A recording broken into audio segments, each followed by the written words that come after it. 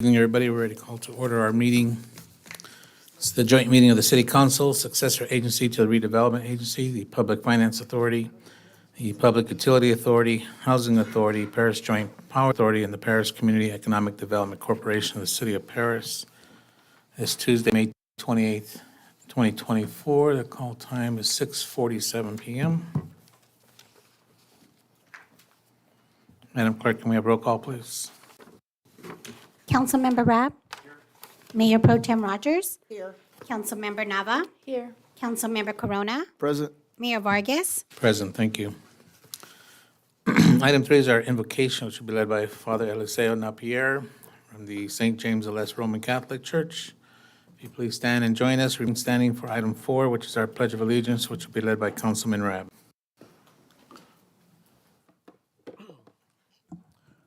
Let us now put ourselves in the presence of God. In the name of the Father, Son, and the Holy Spirit, amen. Heavenly Father, we gather here today to seek your guidance and wisdom as our city councils come together to discuss the needs and concerns of our community. We thank you for them who have been chosen and have been given the opportunity and the privilege of leadership. Grant them clarity of thoughts, fairness in their deliberations, and a spirit of unity and cooperation. May their decisions reflect justice, compassion, and a sincere commitment to the well-being of all our citizens. Help them to listen with open hearts, to speak with respect, and to act with integrity. Bless this meeting and guide everyone in their effort to build a stronger, more vibrant community in the city of Paris. In your name we pray. Amen. Please join me as we salute our great nation's flag. Place your right hand over your heart. Ready, begin.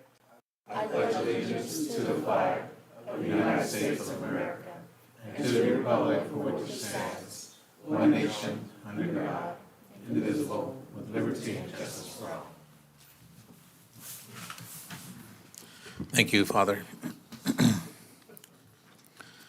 Item 5 is report on closed session items. Mr. Duku. Thank you, Mayor. City Council met in closed session on the items as listed on the agenda. No reportable action was taken. Thank you. Item 6 is our presentations and announcements. 6A is vector control presentation by Michael Hernandez from the Riverside County Department of Environmental Health. This will be introduced by Bryant Hill, our Director of Public Works. Good evening, Honorable Mayor, Mayor Pro Tem, council members. To give you a little background, at the April 9th council meeting, council directed staff to have Vector Control come here and do a brief presentation. And I'd like to introduce Michael Hernandez. Good evening, everyone. A quick presentation of what the Riverside County Vector Control Program does. Our goal is to control the risk of disease transmission by mosquitoes and other vectors for the residents and visitors of Riverside County. We do this by monitoring vector sites. Vector sites are designated areas within contracted city known to have mosquito breeding. So currently there are approximately 40 within the city of Paris.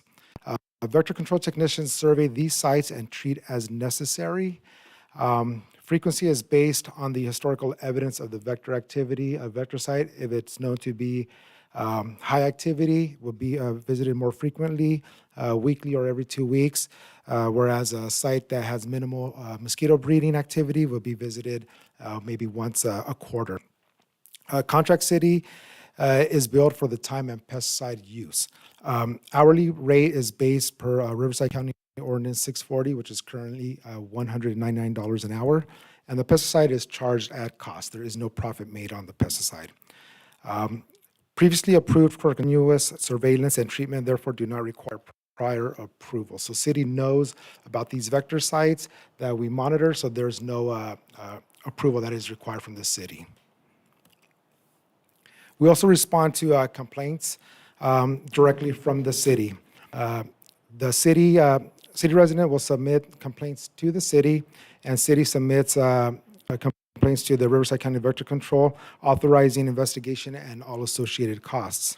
Once the complaint is received from the city, a complaint tracking number is generated.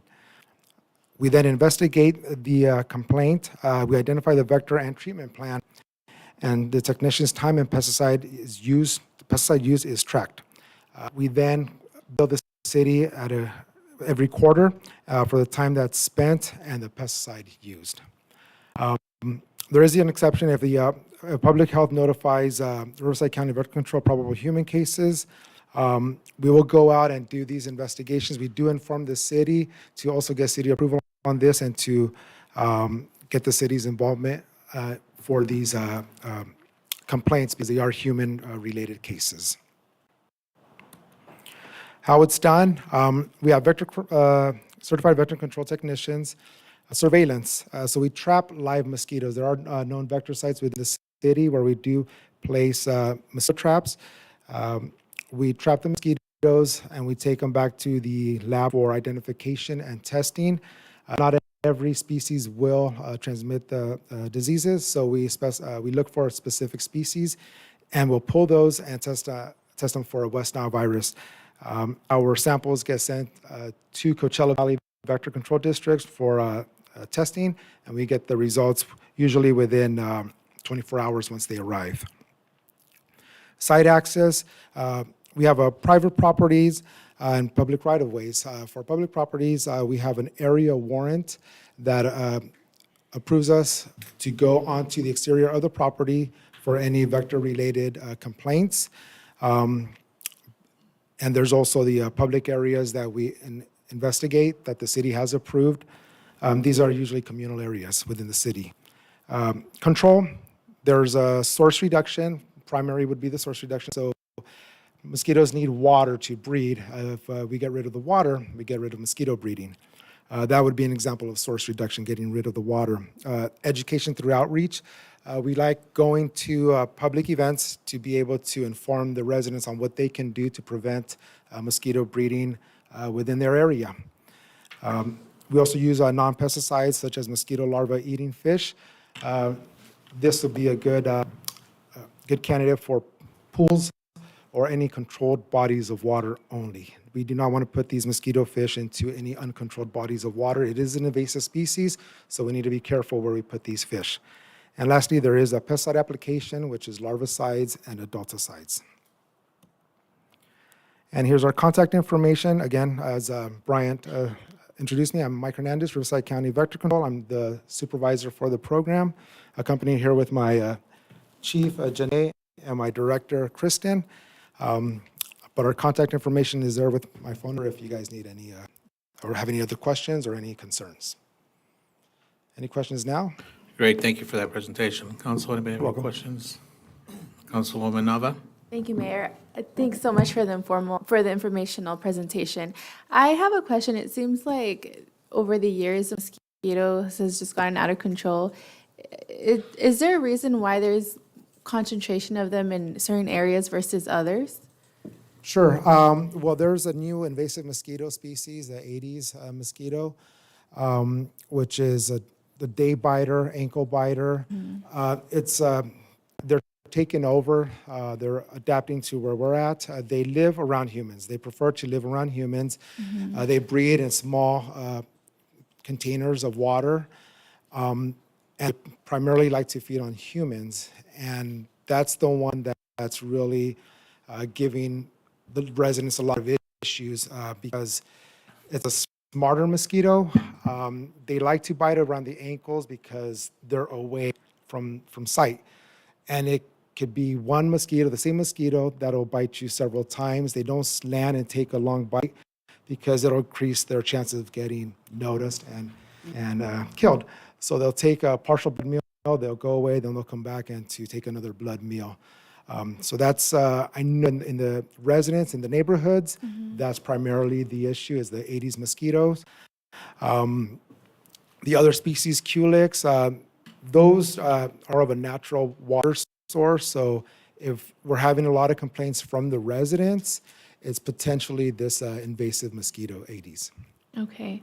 Is there anything we could do to try to stay on top of that before it gets really bad? Or it just seems like it's an issue every year over the summers, and it's like families can't even go outside in their backyard before getting bit, it seems like, or they make their way into the homes as well. Like you mentioned, they just seem to be, biting ankles left and right. So is there anything we can do to try to prevent that or minimize? Yeah, some of that? primarily would be education. We need the community involvement in this because this mosquito can only fly in a radius of 450 feet.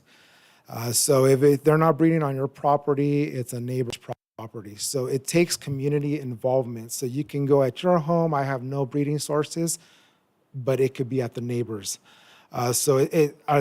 The primary way to battle this mosquito, I believe, would be through public education and outreach and getting community involvement, passing out flyers, and letting them know to get rid of any potential breeding sources, reminding them water bowls for pets. If we had a rain and we had toys outside, it takes a small water bottle cap size to breed mosquitoes.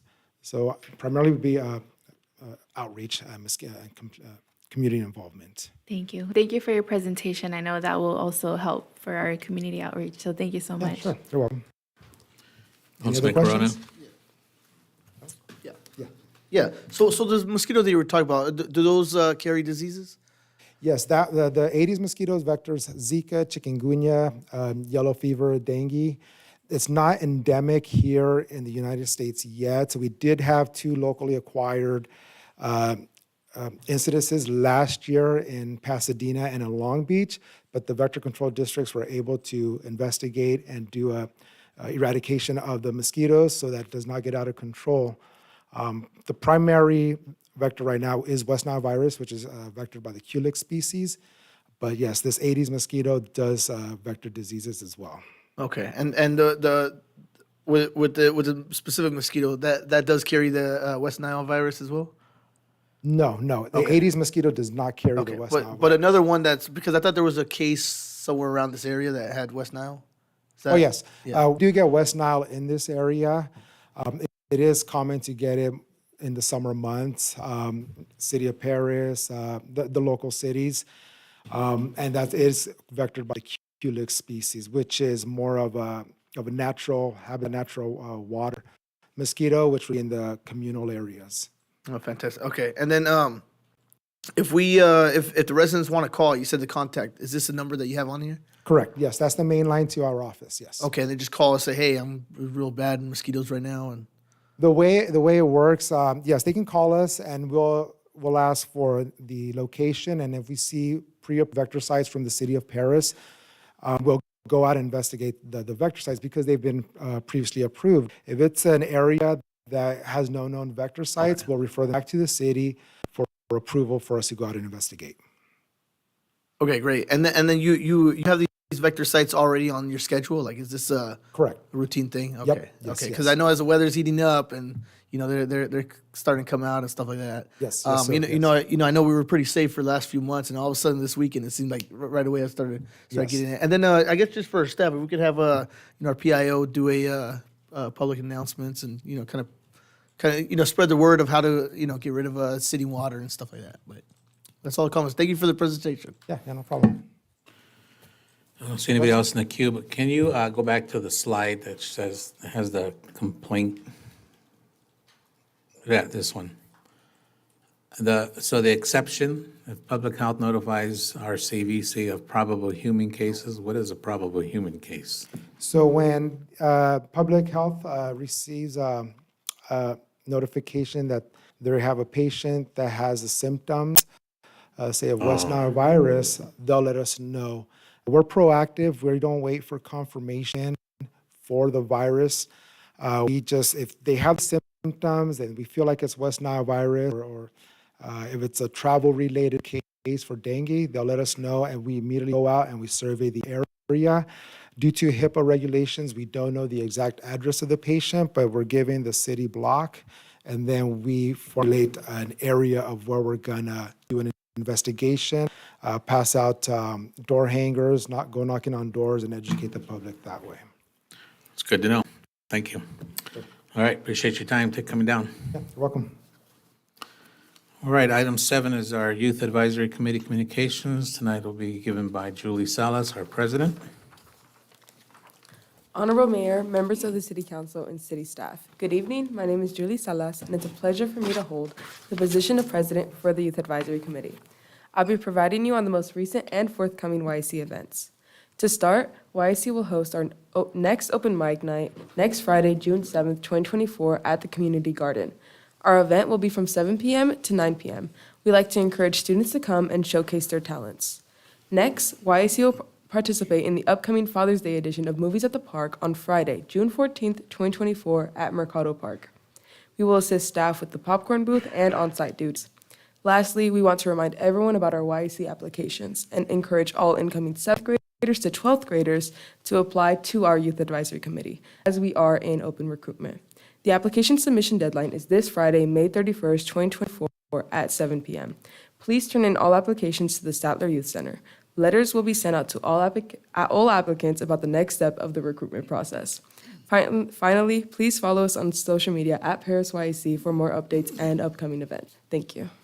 Thank you. Item 8 is our public comment. This time when any member of the public may bring a matter to attention of the mayor and the city council that is within our jurisdiction. Madam Clerk, do you have any requests to speak? Yes, sir. Bill Lamb?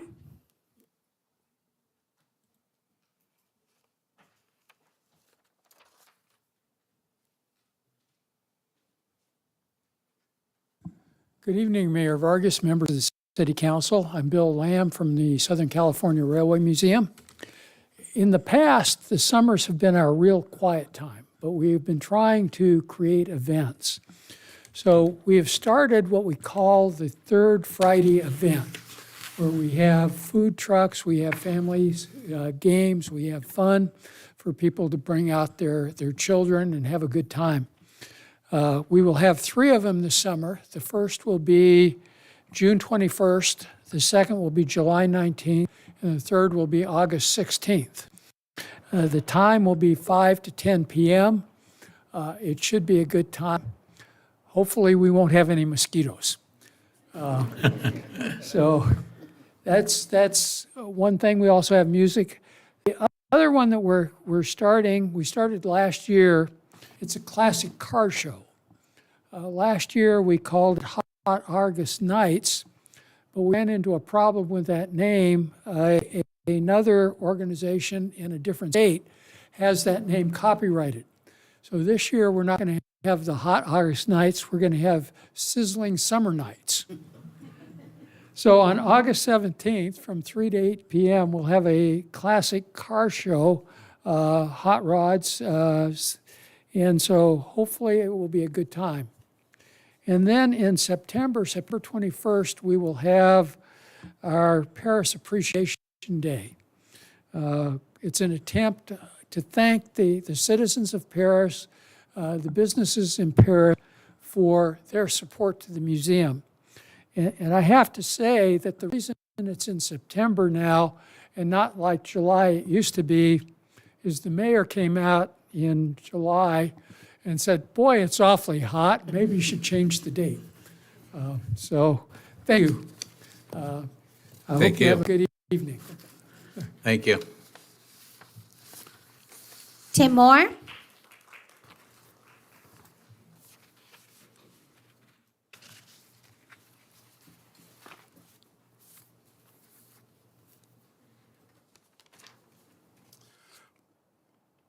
Good evening, Mayor and City Council.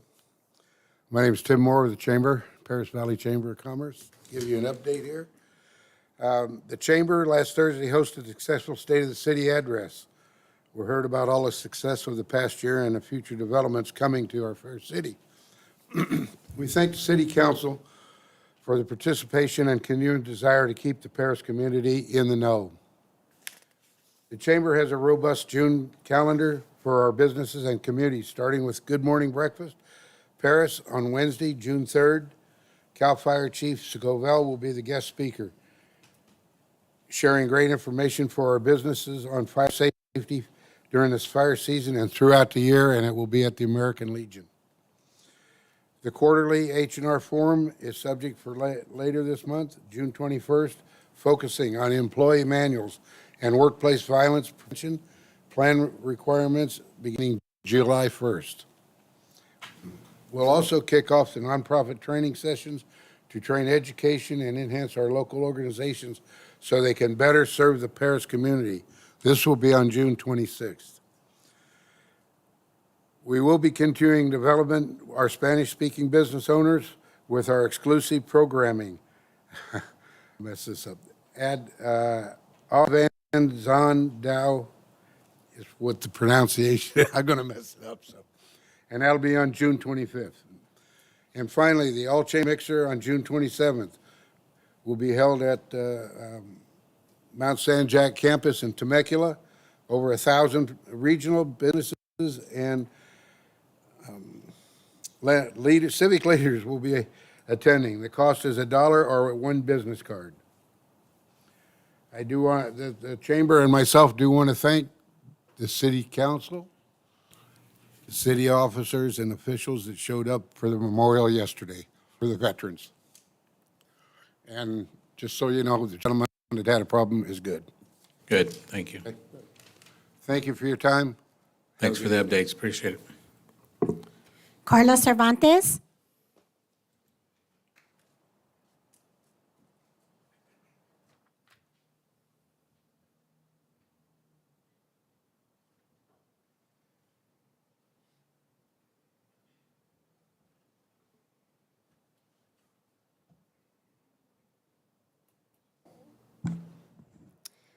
Hi, my name is Carlos Cervantes. Good evening, Council. I wanted to thank Malcolm Corona for his consistency in doing his job as a council member. He listens to our concerns, and more importantly, his decisions show that he's, as a resident, cares about the city and uses his power as an elected official to serve the public. We were fortunate enough to be invited to the State of the City event held at the fairgrounds by Malcolm Corona. It was really interesting. The presentations of the State of the City were nice. I wonder how much editing had to be done to exclude the views of all the warehouses and air pollution we clearly face in the city. Of course, we saw many warehouse developers and investors at this event. It's clear that the mayor has allowed Paris to be owned by warehouse developers.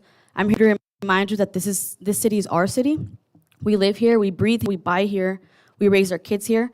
The fact that when the mayor was up there making his little speech about all the things that are happening in Paris, not once did he mention how grateful he is to be able to serve this community.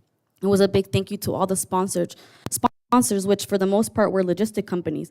The truth is, Mayor Vargas does not serve us. He serves the people who are funding him privately while still getting paid publicly with our tax dollars. It's unfortunate, and your time as an elected official will hopefully end soon because you're up for re-election. However, the damage that you have caused alongside Rita Rogers and Star Rab will be here longer than you, and that's why we continue to come to these meetings, because we can't trust that you guys are making the right decisions for your constituents. At the last meeting, David Starr Rab tried to mention where were we when the special election happened for the warehouse tax. Are you for real? We're working, living. We don't get paid to push an agenda. I know that's new to you. But yes, genuinely care about where we live. Where were you when you were supposed to be making decisions to better our community, which is literally your job? If you guys had been doing your job, we wouldn't be coming up here. We wouldn't have to come to these meetings. There's so much distrust within the residents and how they feel towards their elected or appointed officials.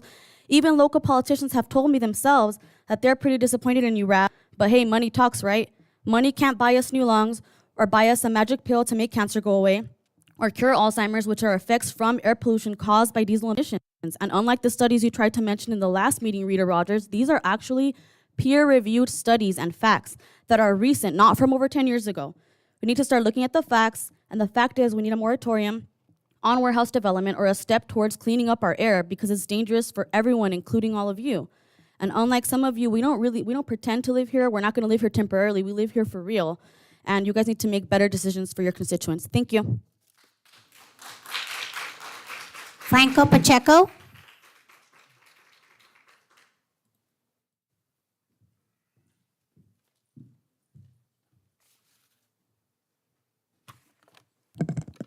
Hello, Council. My name is Franco Pacheco, co-founder of Paris Parents for Clean Air. I want to address the Council's inability to address the overwhelming development of warehouses in our city of Paris. The residents are tired of seeing a new industrial warehouse being built almost every day.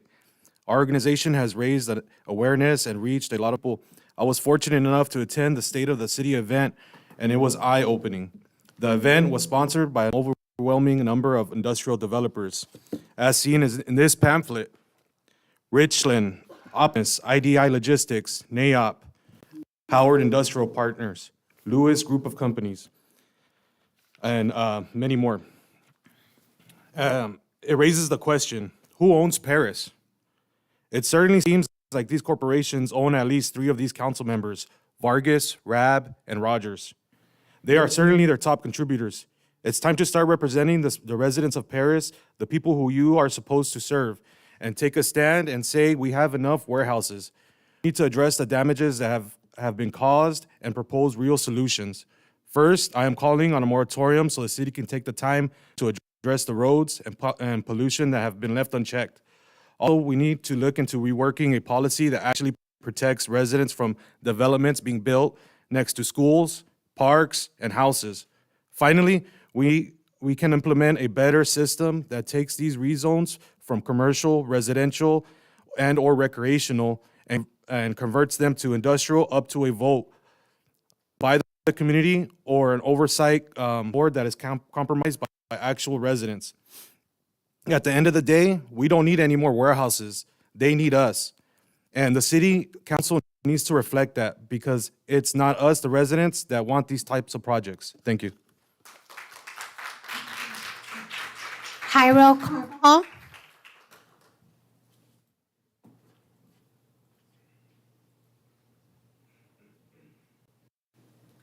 Hello, council. My name is Carvajal. I'm a resident of Paris, obviously. I actually had a couple of things. What was I going to say? One, I guess it's just an issue I have, is Mapes Road is being used as a truck route right now. I think I sat out there and saw, I don't know, probably 10 semis running within the 10 minutes. I sat there, and I noticed they're constantly through the preschool. I don't think that's a good thing, But I think maybe, I know there's no signage over there, but if that could be maybe looked into by somebody who's involved, but it's on Mapes and A Street, crossing Rob Ryan, where that 3.4 million square foot warehouse is being built, but that's another project. But I also think if we could maybe get something over there, because I think it was a graduation for the preschoolers, and it's like, you shouldn't see semis running through a preschoolers graduation. That's kind of sad. It's just ridiculous. It shouldn't even be there. I know Malcolm's district, I don't know if he ever is, but maybe we could look into that, but, and as well, I don't like warehouses, but something sad, and I was just thinking about this, the other days I went to September's, I know it opened, really cool spot, really great, good food, fun, different, it was packed, Friday night packed, I think it's great, awesome, but it was pretty sad because me and my girlfriend was like, it doesn't even feel like we're in Paris. Because we're so used to going out of the city, Like, why should I feel like, oh, damn, like, I forget, I'm in the Winco parking lot right now. It's pretty sad, It's like, we need more, we don't need any warehouses. We have 13 empty ones, as we got word of, But I just think it's pretty sad to think that it's, oh, we got one thing.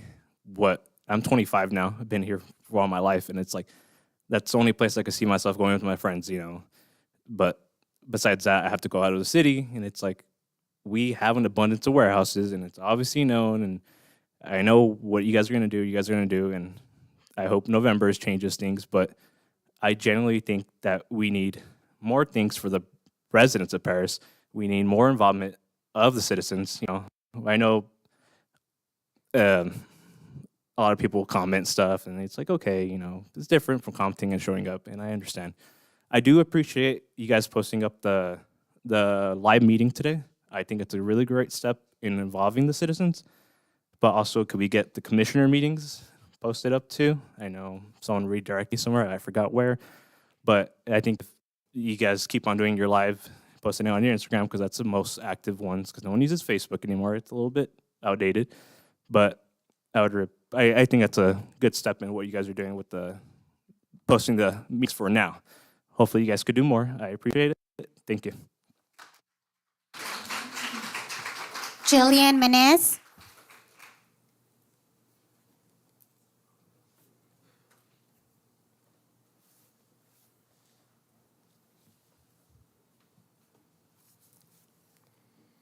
Hello, my name is Jillian Menez. I'm speaking both as a resident and then also on behalf of the Community Coalition Paris Neighbors in Action. I wanted to respond to some of the discussion from the last council meeting regarding the proposed warehouse tax. Overall, I was disappointed, as I think was obvious, by the discussion and the direction that it went. There was obviously heavy bias towards the companies that are doing the damage to our town, not enough concern for our community, and I think that was a very serious bias that was represented at that meeting. There was a lot of back and forth, and it feels that there's no side on this issue that is happy, be it the council, NIA, or the community, which should matter. We are not in agreement on any terms. With this in mind, I wanted to say that I think it would be a good idea to further discuss the tax before making any specific decisions on it for the ballot, to be on the ballot in November. In the meantime, if we do put this on hold, we need to have a meaningful solution for that taxation issue that we have in Paris. And we need to sincerely consider a warehouse moratorium. And I know we have in the past, and I know we just had one, but we have 13 empty warehouses in Paris. We have 26 approved and in the works. They will not be stopped for the near future. I think the city can take a break. We can take a breather, reassess the future of our community, the direction that we're going, and we have the space. At the last meeting, there were also comments made by council stating that we believe it to be evil or the devil incarnate. And I also want to say that that's not true. It would be a lot easier if it was true, but it's not. I'm just frustrated with the decisions of the council and the interests that appear to be guiding those decisions. I want the best future for Paris, and I hope that you guys would as well. I'm just advocating for our city, advocating for our city's best interests, and I hope that in the future we can at least find that as a common ground. Thank you. Alex Mesa.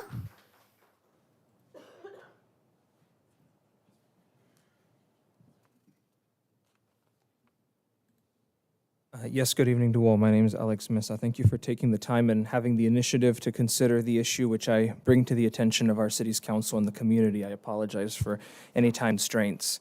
Paris's 70,000 plus residents are the often unwitting heirs to a history and a regional heritage which can't be effectively passed down to them without providing them with access to a range of our surviving historic media.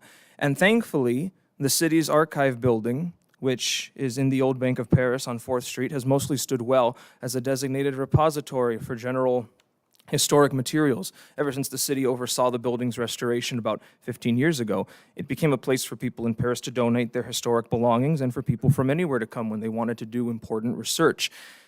There are sitting and former council members whose original photographs of friends and loved ones grace the extensive collections in there. Inside are thousands of pictures and documents which show us unique views of Paris's earlier community, their original housing, campuses, organizations, community leaders, historic buildings, roads, you name it. The people of Paris deserve to be made more aware of this archive too, and these collections could be used to promote interest and investment.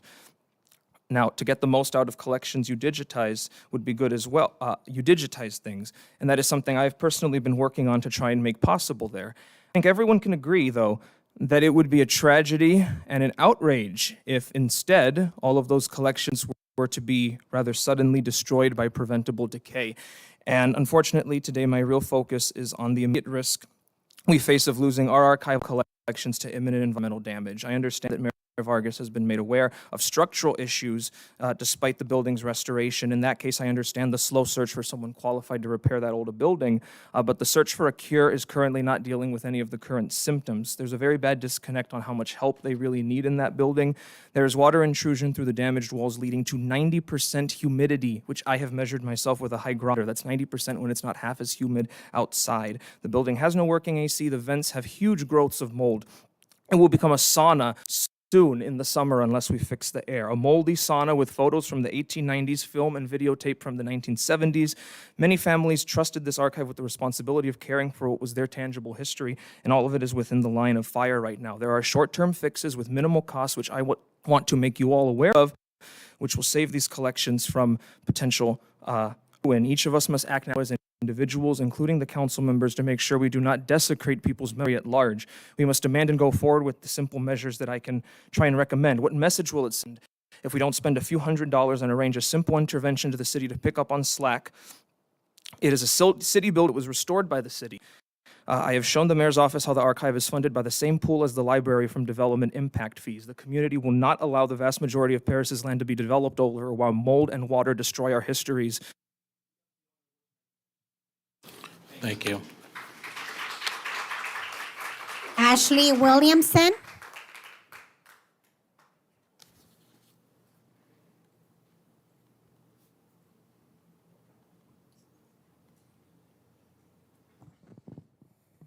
Hello. My name is Ashley Williamson, and I come to you again for the second time to address the need for positive LGBTQIA representation here in the city of Paris. To raise the pride flag on city flagpoles for even a short time, preferably in June, would be a momentous step for the Paris and Inland Empire queer community as a whole. Dear City Council, we are living in a time at the rate of attacks against the LGBTQIA community is up 400%. This is a time where giant multi-million-dollar conservative PACs like the Heritage Foundation publicly announce their disdain for the queer community and other intersectionally marginalized groups by waging a war against diversity, equity, and inclusion initiatives. I know this is very relevant to some of us, or some of the city council members who know this particular attack has hit us here at home. I'm referencing the unceremonious elimination of the Paris Union High School District DEI director, as well as the various social workers and drug intervention specialists beneath her. One of the school board members, Steve Campos, has publicly made comments at other government meetings recently in support of anti-trans and forced outing policies. He's on the board. With the Paris LGBTQIA youth at risk right now, a gesture from the city in an official capacity to recognize Pride Month in June and raise the intersex progress pride flag would go miles for them. My daughter came with me last time. She's 17 years old, and I'm so proud of her for coming up and being willing to speak her mind. She was open and honest with you, and she told you that she wanted to believe that Paris would be the kind of city that wants to be inclusive, the kind of city that wants to protect all of its citizens. Honorable Mayor and members of the council, I don't have a $400,000 gift to the community to help change your mind. But I come to you today to tell you that raising the pride flag would be invaluable to the citizens like me and queer youth like my daughter. Because I too want to believe that Paris is that safe city for my family and many others. Thank you. That is all. Thank you. Okay, item 9 is approval of minutes. 9A is consideration to approve the minutes of the regular joint meeting held on May 14th, 2024, the City Council, successor agency, the redevelopment agencies, and all the other entities as listed on our agenda. There's no comments or questions from council. I entertain a motion to approve. A motion by Mayor Pro Tem Rogers, second by Councilman Rab. Please call the vote.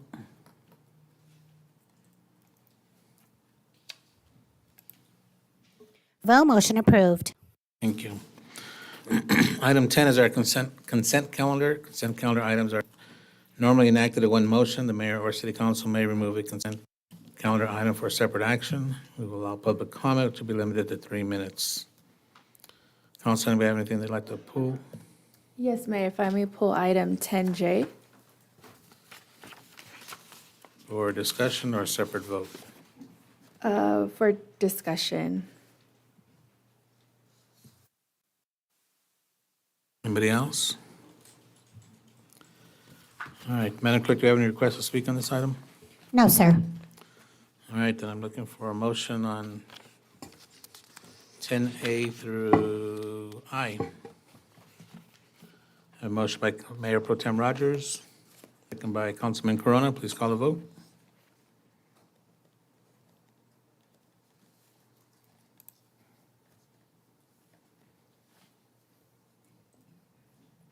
Five oh, motion approved. Thank you. All right, 10J, Councilwoman Nava. Thank you, Mayor. This item is regarding the monthly check register. I have brought it up to staff's attention that we are lacking a description in certain transactions. So I was hoping to have this item, I'm not sure how much time we would need in order to bring it back with those included details. Would that be We available? can have it back by next meeting. Okay, great. So I'm requesting if we could do that, please. Absolutely. Mr. Mayor, Councilor Nava, you could do a motion to continue to the next, I think it's June 11th meeting.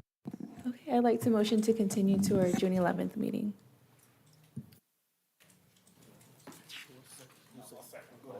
I have a motion by Councilwoman Nava, second by Councilman Rab, to pull this item, or continue this item to our next specified meeting, which is June 11th. All right, call the vote, please.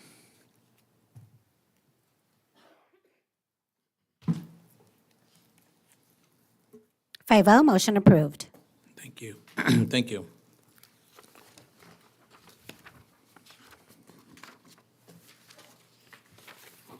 Okay, item 11 is our public hearings. 10A is consideration to adopt proposed resolution numbers next in order regarding annexation of DPR 20-00014 to the city's maintenance districts. DPR 20-00014 is located on the northwest corner of Harley Knox and Redlands Avenue. This item will be introduced by our city engineer, Mr. John Porcozimi. Good evening, Mayor, Mayor Pro Tem, council members. Daniel Liu with Wilden will present this item before you.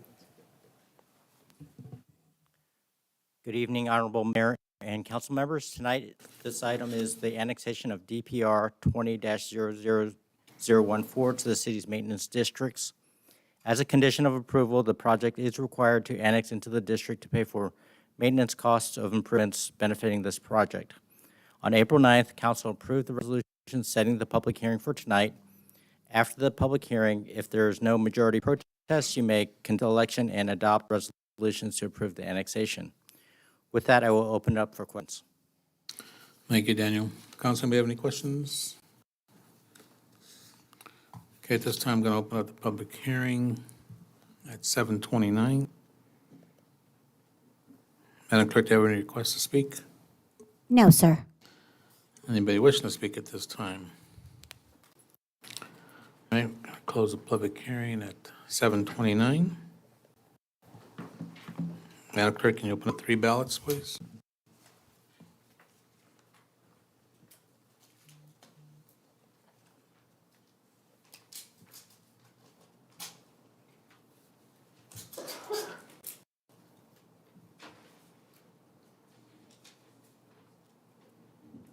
City of Paris annexation of DPR 20-00014, Maintenance District Number 84-1.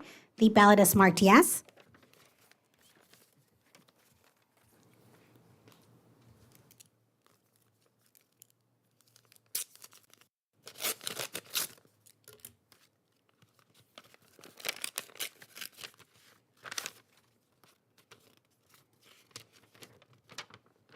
City of Paris annexation of DPR 20-00014 to benefit Zone 182, Landscape Maintenance District Number 1. The ballot is marked yes.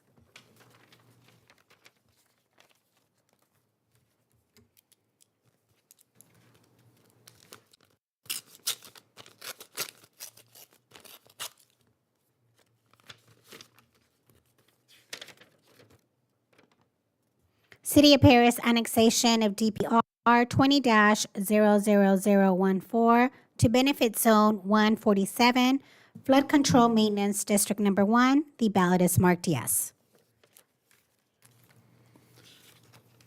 Thank you. Okay, at this time, I'll call for a motion on the 3 resolutions. A motion by Mayor Pro Tem Rogers, second by Councilwoman Nava. Please call the vote.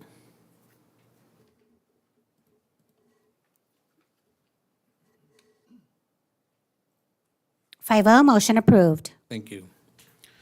11B is consideration to adopt proposed resolution number next in order regarding annexation of DPR 20-00014 to CFD 2001-3, that's the North Paris Public Safety District.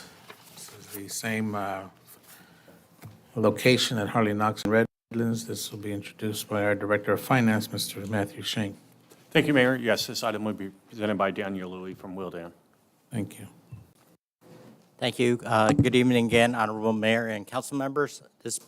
This item is to annex the property DPR 20-00014 to the CFD 2001-3 Public City District. Again, as a condition of approval for development, it is required to annex in, and tonight is the public hearing for this item. We have one ballot and 2 resolutions to adopt if the ballot is approved. Thank you, Daniel. Council, anybody have any comments or questions? Okay, I'm going to open up the public hearing at 7:32. Madam Clerk, do we have any requests to speak? No, sir. Anybody wishing to speak on the item? All right, hearing and seeing none, we will close the public hearing at 7:32. And I'll call for a motion on the first resolution. I have a motion by Councilman Rabb, second by Councilman Corona. Please call the vote.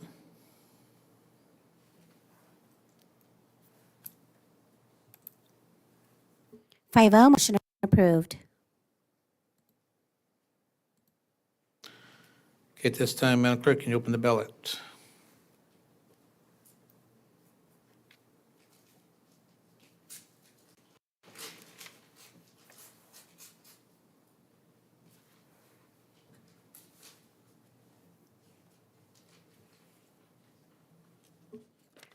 Community Facilities, District Number 2001-3, North Paris Public Safety of the City of Paris, Annexation Number 64, Special Tax and Appropriations Limit Election. The ballot is marked yes. Thank you. Okay, at this time, I'll call for a motion on the second resolution. A motion by Councilman Corona, second by Councilman Rabb. Please call the vote.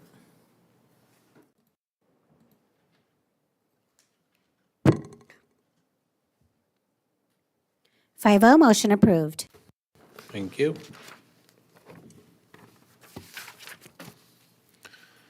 11C is consideration to adopt proposed resolution number next in order regarding annexation of DPR 20-00014 to CFD 2018-02 Public Services District. This is the same annexation, which is located at the northwest corner of Harley Knox and Redlands Avenue. This will be introduced by our Director of Finance, Mr. Matthew Schenk. Thank you, Mayor. This will be presented by Daniel Louie from Wildan. Thank you. This item is the same project as in 11A and 11B, but to annex into CFD 2018-02. We kindly request that the council adopt the same procedures as 11B and approve the annexation of this property. Thank you, Daniel. Council, anybody have any questions? Seeing none in the queue, going to open up the public hearing at 7:35. Madam Clerk, do we have any requests to speak? No, sir. Anybody at this time wish to speak on this item? Hearing and seeing none, I'll close the public hearing at 7:35. I'll call for a motion on the first resolution. A motion by Mayor Pro Tem Rogers, second by Councilman Rabb. Please call the vote.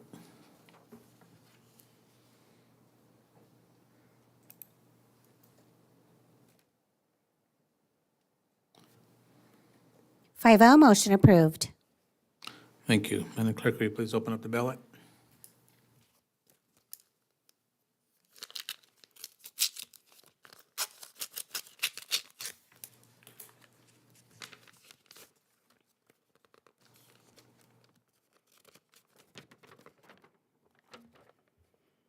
Community Facilities, District Number 2018-02, Public Services District of the City of Paris, Annexation Number 24, Special Tax and Appropriations Limit Election.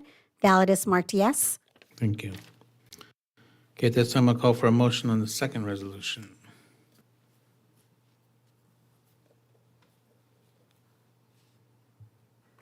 I have a motion by Mayor Pro Tem Rogers, second by Councilwoman Nava. Please call the vote.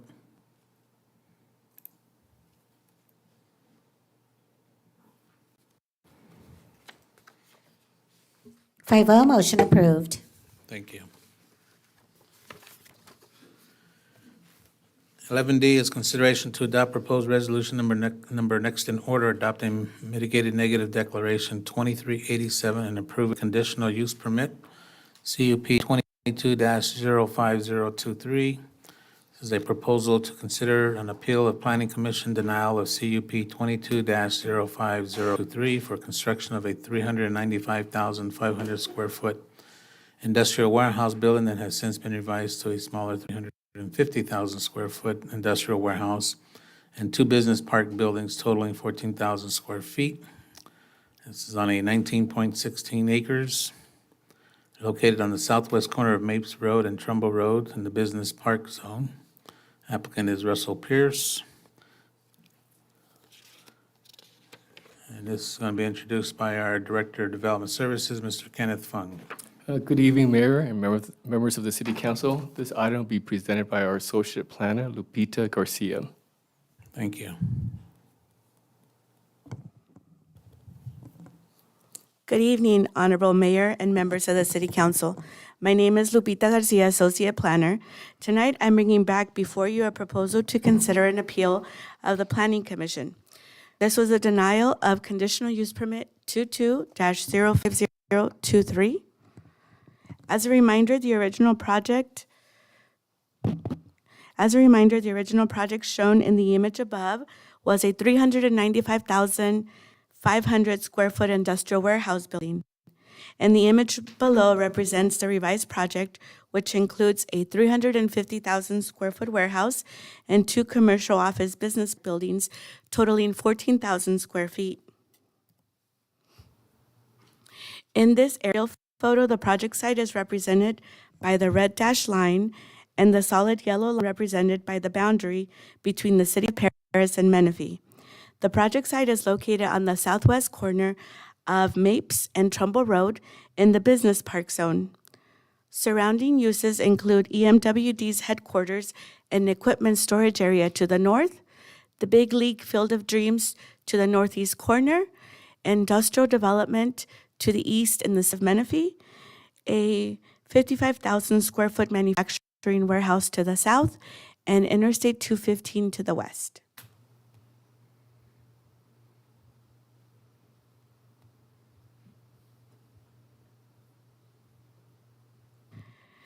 Here we see the original site plan and elevations. On August 16th, 2023, the Planning Commission unanimously denied the project by a vote of 5-0. On August 23rd, the applicant filed an appeal to the City Council. And on November 14th, 2023, the City Council considered the applicant's appeal and expressed similar concerns to those of the Planning Commission. The project was continued off calendar to allow the applicant time to redesign the project to include a smaller warehouse and a business park, bring it back before the Planning Commission for their feedback. The major concerns with the project included the loss of business park zone available for commercial and office uses, the need to have a commercial business park along Trumbull Road, and the building height up to 55 feet was out of scale with the surrounding area. The design of the building with a height of 55 feet and 395,500 square feet did not blend with the Big League Field of Dreams and EMWD's headquarters.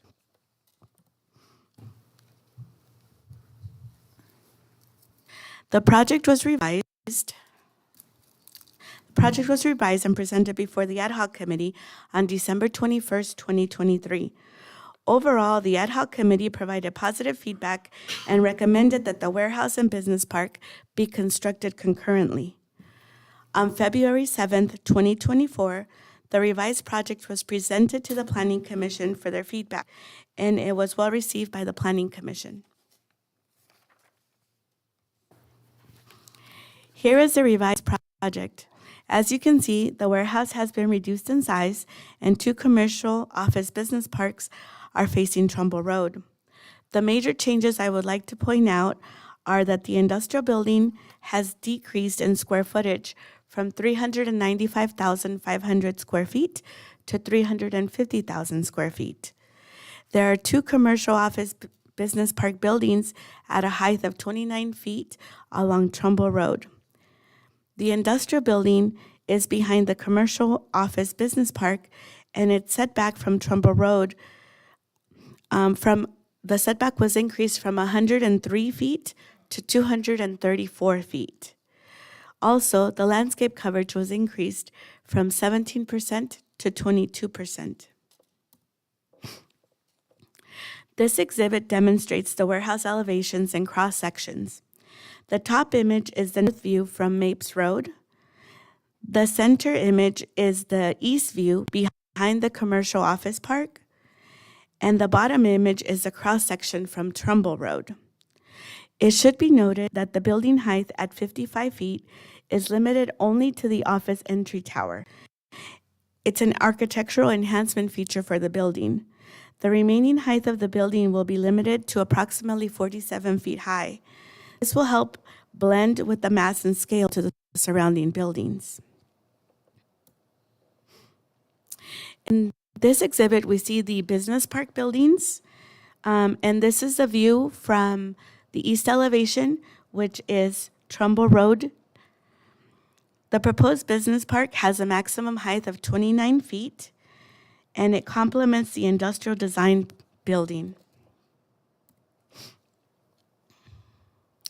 Here we have a 3D nighttime rendering.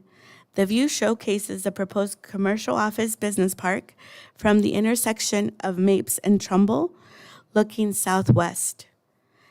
The project meets the business park development and parking standards per the Paris Municipal Code.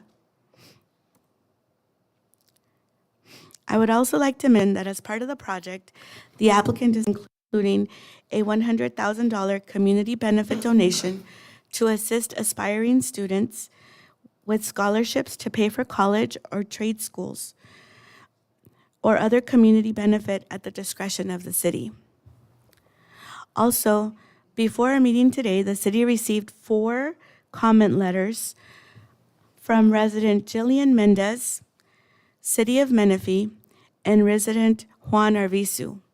We also received another letter, but that came in at 6 o'clock, and I don't have the resident's name. Copies of the letters are before you tonight, and no new significant information was raised that warranted the recirculation of the M&D for the project. The project has been revised by reducing the square footage of the warehouse from 395,500 square feet to 350,000 square feet, and includes 2 commercial office business park buildings totaling 14,000 square feet, as recommended by the Planning Commission. Staff recommends that City Council uphold the applicant's appeal and adopt resolution next in order, adopting mitigated negative declaration 2387 and approving conditional use permit 22-05023 based on the finding and subject to the conditions of approval. However, an alternate resolution was prepared should the City Council decide to adopt the resolution denying conditional use permit 22-02023. This concludes my presentation. I am available for any questions, and the applicant is also here with a presentation for you tonight. Thank you. Thank you. Council, anybody have any quick questions or comments before I open up the public hearing? Mayor Pro Tem? If you could go in a little bit more detail about the planning commissioner's involvement with relooking at this project. First, it was done with an ad hoc committee, is that correct? That is correct. And consisted of how many planning commissioners? It was 2 planning commissioners, and staff was present as well as the applicant and his team. So let's see here. On December 21st, we had the ad hoc committee meeting. Two of the commissioners present, they liked the project. They were grateful for the applicant for taking consideration and incorporating a business park, the increase of landscaping, the increase of setback for the industrial building. Overall, they had positive feedback, and they thanked the applicant for working with staff and advising the project. Then after the ad hoc committee, we did take it back on February 7th to the Planning Commission. It was a workshop, so the project was presented to them. There was no vote, but recommendations were taken, and the revised project did receive positive feedback. And was this by all the planning commissioners? Yes, by all the planning commissioners. All right, thank you. Anybody else? Who were the two planning commissioners on the ad hoc committee?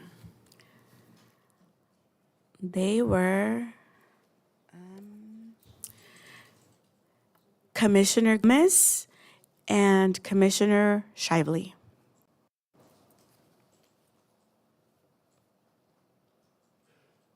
Lupe Gomez and Vice Chair Jack Shively. Jack Shively. Thank you.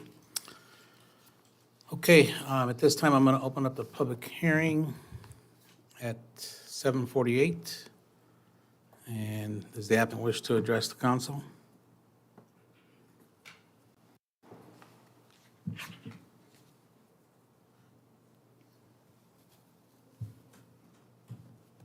Good evening, Good evening, Honorable Mayor, council members. We appreciate your time this evening. My name is Rob Pierce with RDP Development. You've seen me here before, not just on this project, but having built several projects within the city. I'd like to address a few of the talking points. Lupita covered, I'd say, 90% of the issues here. And to address, maybe starting with Councilmember Rogers asking about the ad hoc committee meetings, the different processes that we've been through.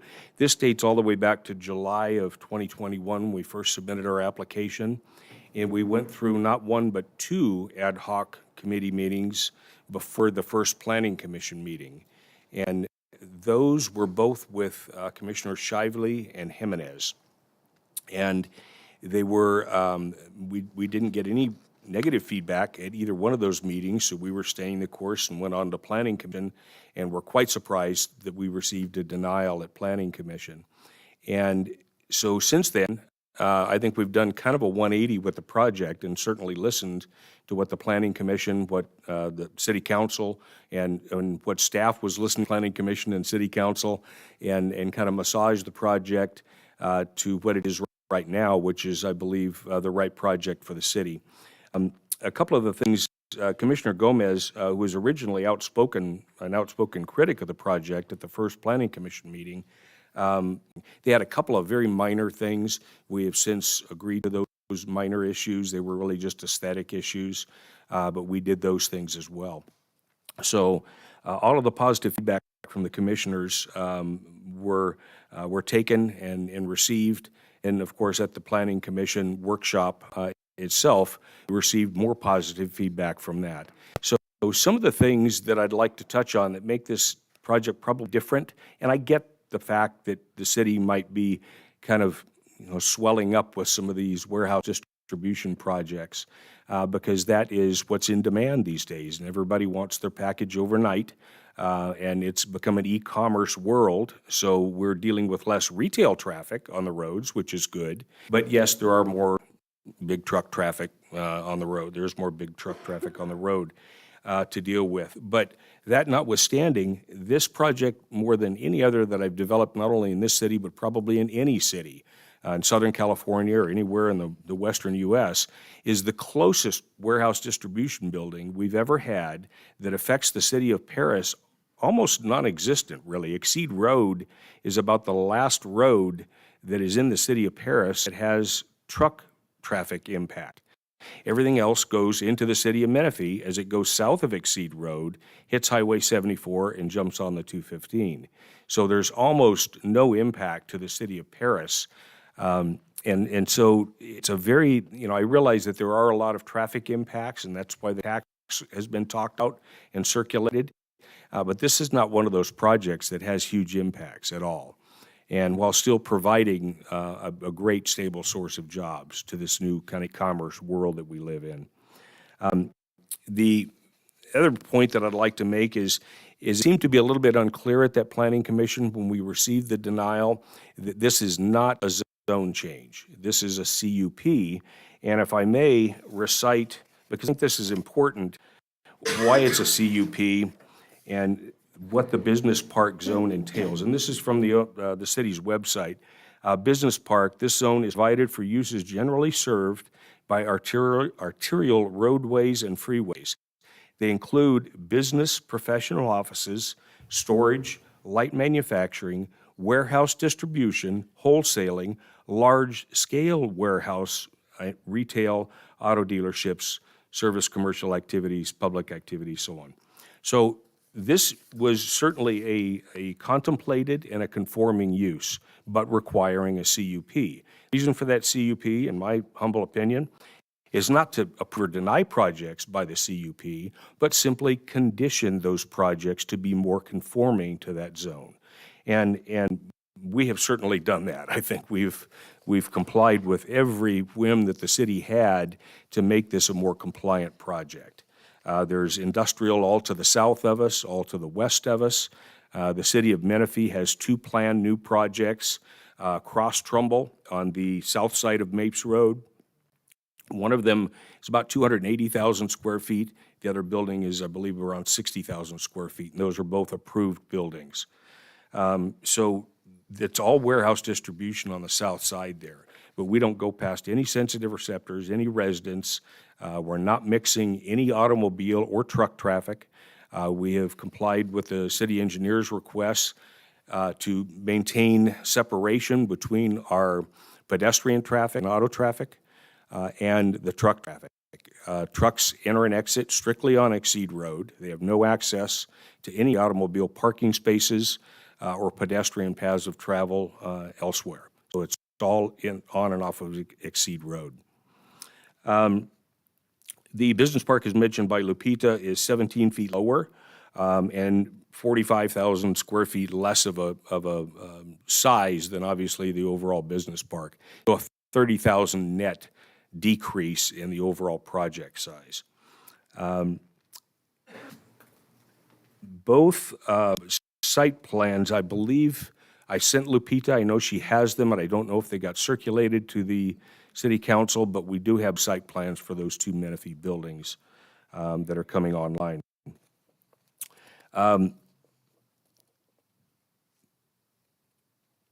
I would remain available to answer any questions that you all may have.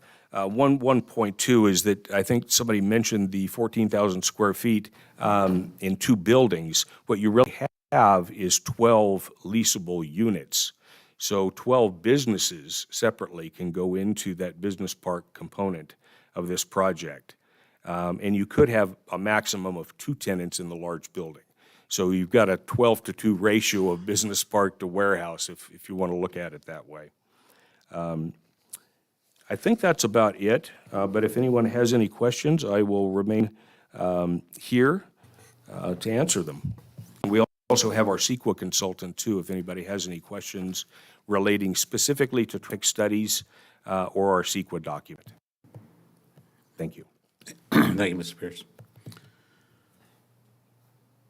All right, you want to address something now, or wait here from public comments? I'll hear the public comments first. Okay. All right, Madam Clerk, do we have a request to speak? Yes, sir. Jairo Carbajal.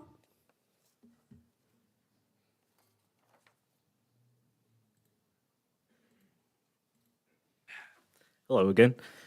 I don't think this is a great idea. This is not a great project. It's a slap to the face to the city, the residents of Paris. You know, because I think I was watching the original, the November 16th, whenever that meeting was when he brought it to you guys, he's like, oh, I won't give you guys commercial. I don't want to give you that plan. And he was like, but I'll give you 400,000. And he lowered it, which is kind of weird, you know.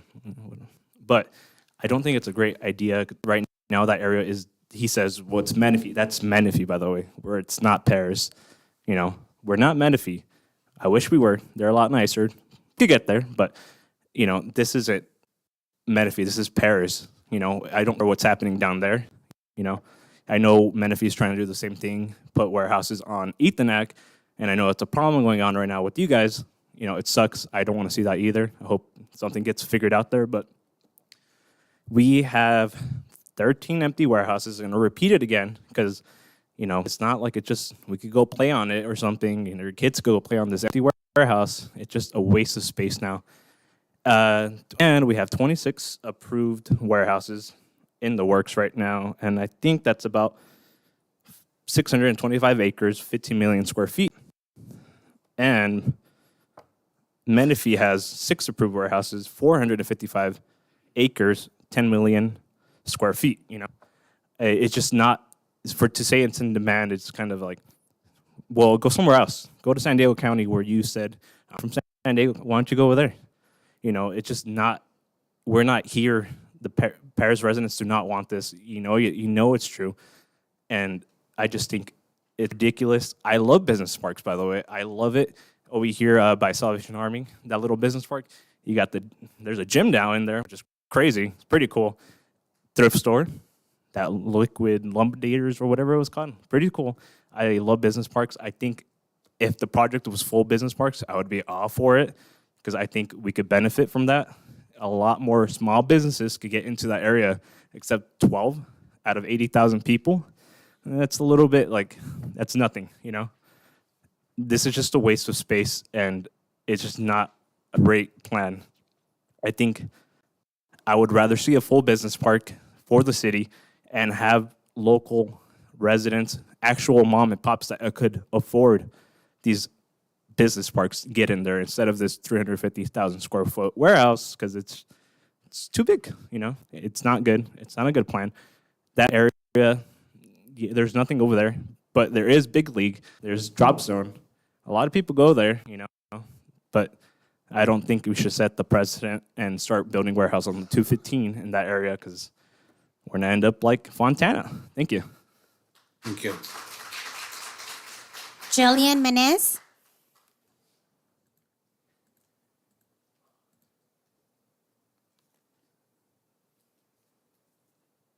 Hello, I'm Menez. I'm a resident near the area of this project. I'm a former employee of Drop Zone Water Park, and I'm also representing the community group Paris Neighbors in Action. This project and the way that it was brought to the Planning Commission and Council is very, very concerning to me. There are many issues surrounding this project that I believe make it a strong candidate for denial. The first issue with this project is that the zoning of this land is incompatible with it. Currently, the land is business park zoning, and yes, it is stated that small warehousing may be permitted in the zoning. However, I reached out to our city's planning manager and asked what would constitute a small warehouse. The answer I received was 5,000 to 15,000 square feet. What you're considering today is 350,000 square feet. This is well above and beyond the threshold for a small warehouse. This fact alone makes it invalid for the zoning of this region. Further, if you choose to uphold the COP and allow the developer to build 350,000 square feet of warehouse in this zoning, this will set a precedent in the future that other developers can come into our city and build massive warehouses on similarly zoned land. Another issue with this project is due to the fact that they're asking for a COP. They did not have to file an EIR report, and one of the reasons given for not completing the EIR and opting for the MDN is that they claim this project is near net zero for greenhouse gas emissions if you neglect to add in mobile emissions, aka semis. This is something that all other warehouses in Paris have to comply with, and it is incredibly dangerous if we begin to allow warehouses to come into the city and completely thwart the EIR process.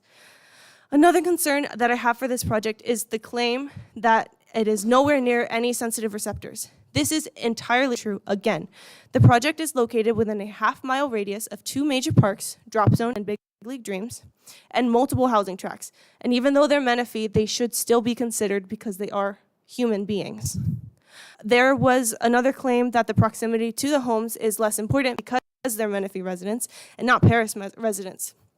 Again, that's a very dangerous claim to make, especially right now when the city of Paris is in litigation with the city of Menifee for doing the exact same thing to us as we would be doing to them with the project. This is not a good project.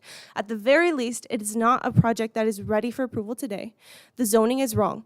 It would set a bad precedent if we allowed this to come into the area. There is no environmental impact report prepared. There are many claims that are being made on very faulty assumptions. And simply put, this is not something the city needs. We have 13 vacant warehouses right now. Let's fill those up first before we begin bringing in more. Thank you. Thank you. Ashley Williamson.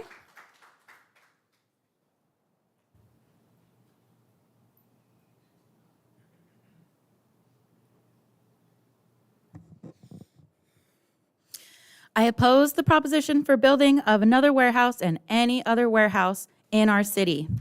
Various issues with such a proposition come to mind and have been echoed by many others. Residential air quality concerns, inappropriate zoning, no interest from businesses about renting new projects with the proof of 13 other empty warehouses. One of my greatest concerns, though, with this as a citizen is the example that you would set for all future business propositions for the city by approving this warehouse and accepting any, quote, communitary benefit contribution, which, by the way, you shorted $300,000 between November and today. Shame on RPD development for even having offered such a legal bribe to the council. This is the same development entity that says there is no market demand for a business park in this area. So coming here to offer a payout, a reduced payout, in order to build a warehouse with no prospective tenants in a place with no need for the buildings or business sounds absurd on its face. This agenda item sounds like legal and sanctioned corruption, as well as the power and influence of money having over the desires of the actual citizens of Paris.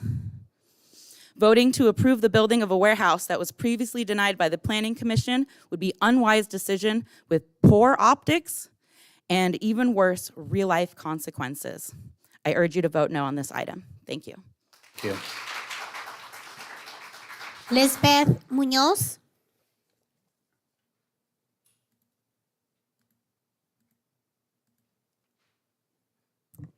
Good evening, Mayor and Council. My name is Liz. I'm a 21-year-old resident of Paris since I was born. I recently graduated college, so I really enjoyed seeing that they were planning on donating $100,000 for student scholarships. So, you know, putting that into perspective, that'd be about 4 students, considering I paid $20,000 for a 9-month course. So that's really nice. But I am really disheartened to know that we're even considering building another warehouse, considering that I live less than a mile away from a warehouse that was recently built there on Ryder. It is my daily commute since I have to drive 40 minutes to Hemet and back every day because I can't find a decent pharmacy job here in Paris. But regardless, there's no need for another warehouse. We have enough. As they've said repetitively, as I'm sure you're tired of hearing, 13 empty warehouses. We don't need more. Let's fill those first, and then, like they're saying, you know, maybe do some more. Go for it. But regardless, there's really no point. We're ruining our environment. Instead of using that money to make something that could help our youth that we have here, we're using that for warehouses. Cool. Also, I really like that image up there, very well edited. I think it missed a couple trailers in the background there, so for it to look more accurate. But I'm just here to let you know, I don't approve of this. This is not what I want. If anything, it's one of the main reasons why I'm choosing to move out of here. Well, that could convenience you probably, since you're gonna have one less person to worry about, but there's a lot more people that are angry with this. So I would really consider, you know, thinking about this again. Nobody wants these warehouses, I promise you. Thank you, have a good evening. Thank you. Michelle Buenrostro.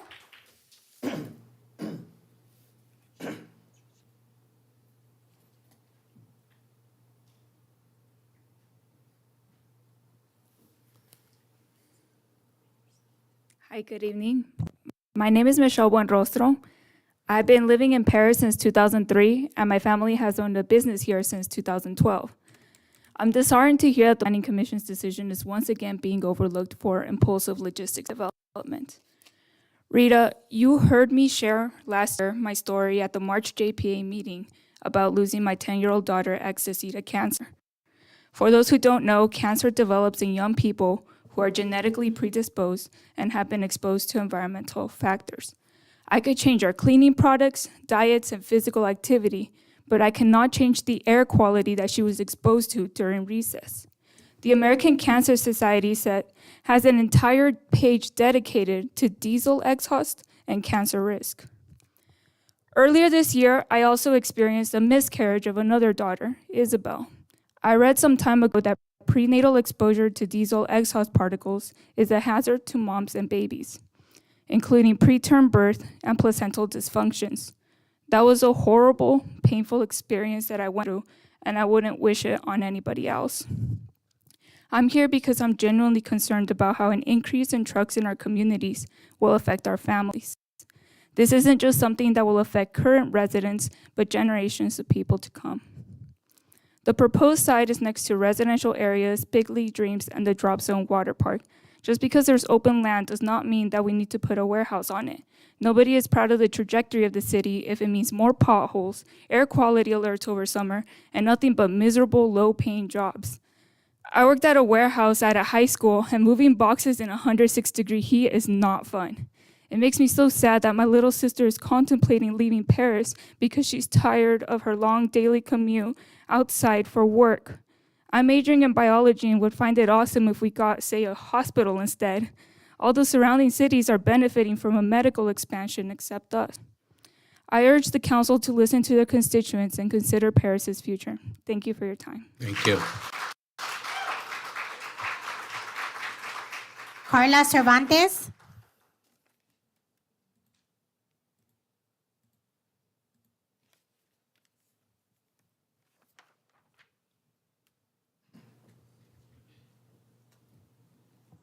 Hi, my name is Carla Cervantes. I'm here with Paris Parents for Clean Air and Paris Neighbors in Action. We strongly oppose this new warehouse development because of its close proximity to the Field of Dreams Sports Center as well as the water park. My kids would go there to do their swim lessons, and I know a lot of people use it year-round too for like the swim meets and everything like that. This area can be and should be used for something other than industrial.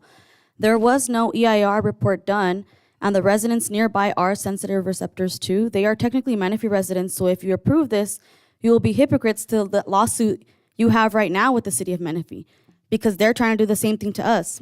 That's the whole reason behind the lawsuit, isn't it? Because their warehouse that is planned by Ethanac will 100% pollute residents of Paris.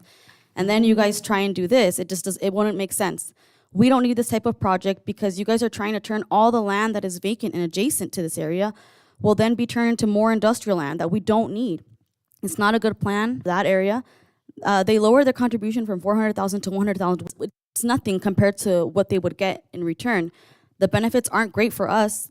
This project came in too late in the game. We have so many, we don't need any more at all.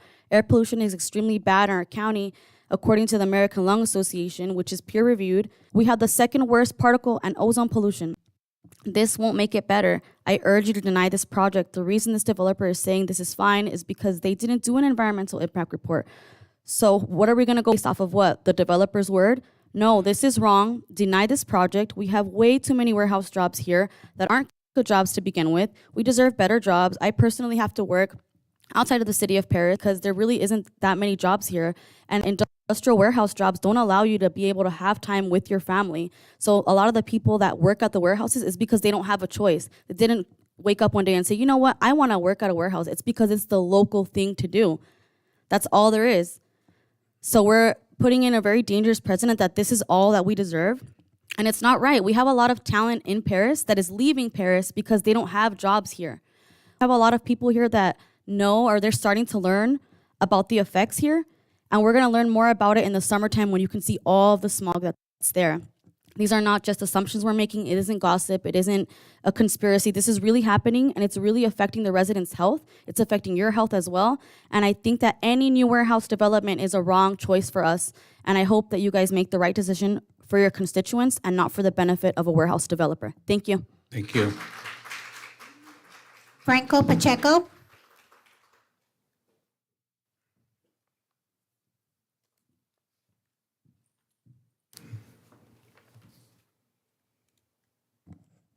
Hello, council.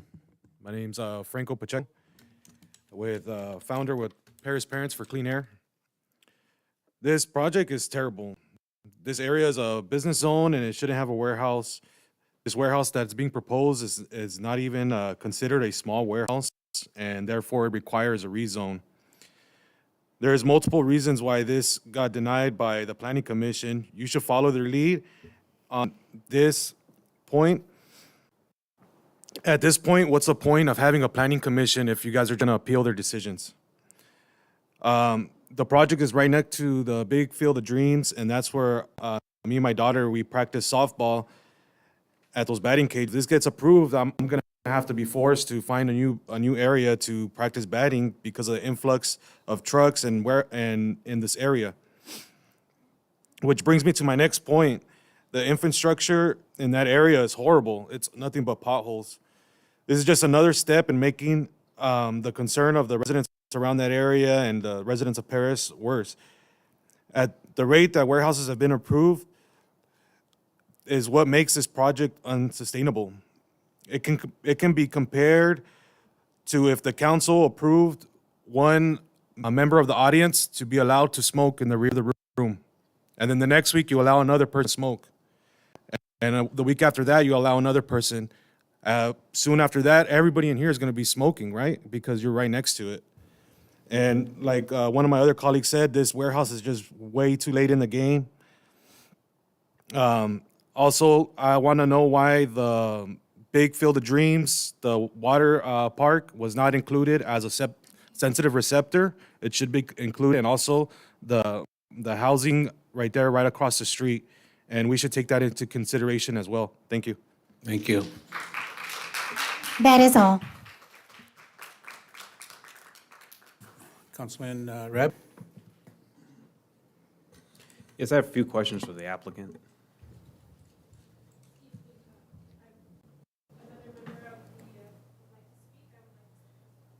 You need to fill out a card, please.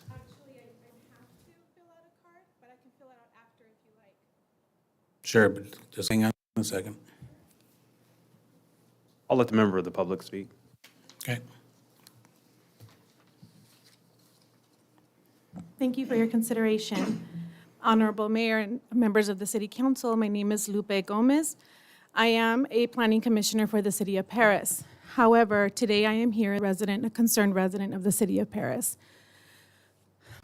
I would like to give you an example of what has recently passed with our neighbors in the City of Menifee. The City of Menifee recently approved a mixed use change to include light industrial as well as residential and commercial right on the border of Ethanak here in the city of next to the City of Paris. It was a proposal for a zone change, did not include a project. The benefit for the community being offered by the developer was $10 million to build a fire station within the City of Menifee. It was not a project. It was simply a request for a mixed-use zone change. The reason why I bring that to you today is because the City of Paris needs to ask for more for its residents. Recently, well, a few minutes ago, I did hear there was examples given of the Planning Commission and how they were very in favor of this development. I believe that the point of the Planning Commission at that point was that the direction in coming to a consensus and making changes to a development is what the residents in the City of Paris deserve. Not necessarily developers coming into our community and telling us what we need, not actually having the conversation of what is needed in the city of Paris. And so I urge members of the council and the mayor to please take into consideration the voice of the residents who have taken the time to learn what has been happening in their city, as so did I at much earlier, a few years back. They're learning, and they're learning how to advocate for themselves. So at this point, I ask that you please consider that the city of Paris deserves more. Please also acknowledge that the city of Menifee is asking that if the city of Paris does approve this development, that they go ahead and build out Ethernet and put in the signal and put in all of these other requirements that are going to be needed to be able to sustain this logistics center. Thank you for your time. Thank you.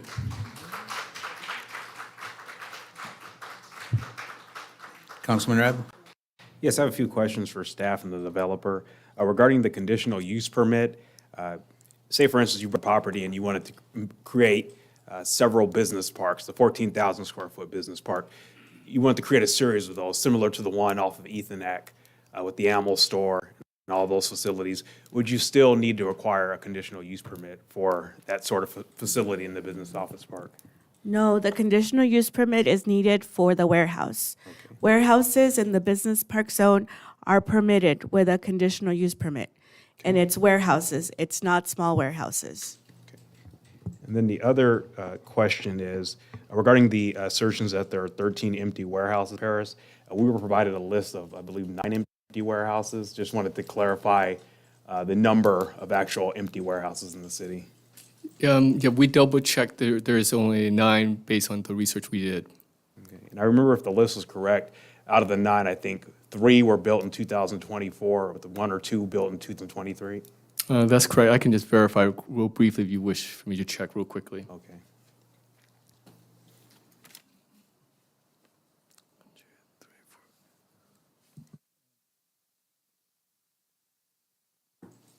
Five were completed in 2024 of the 9. Yes, there's 1 in 2023. Okay. And what were the years? Or 2 in 2023. 2 in 2023, so 7 relatively recent. And the other 2, do you have the dates when they were completed?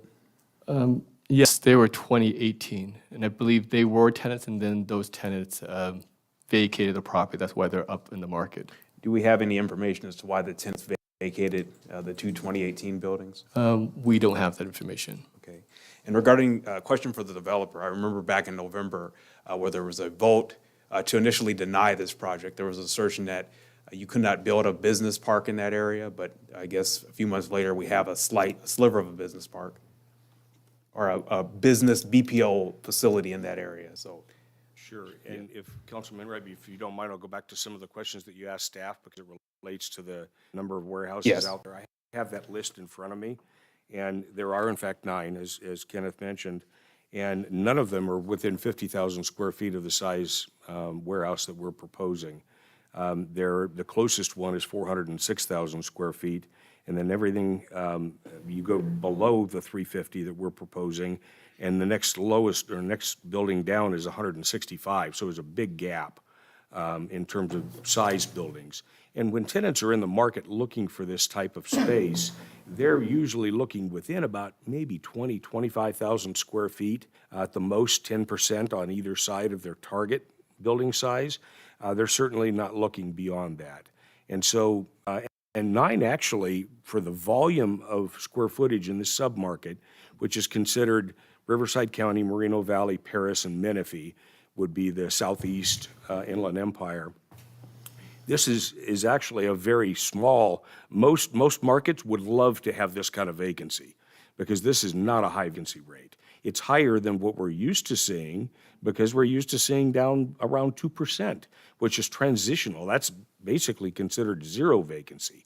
So this is maybe 4 or 5%. I don't know the exact numbers, but it's maybe 4 or 5%, which is still considered a very healthy market, number one. Number two, any developer, myself or any of us, would be crazy to develop a speculative building in a market that is overbuilt. We just don't afford forward on projects like that because you're throwing good money after bad and the building is going to sit there too long.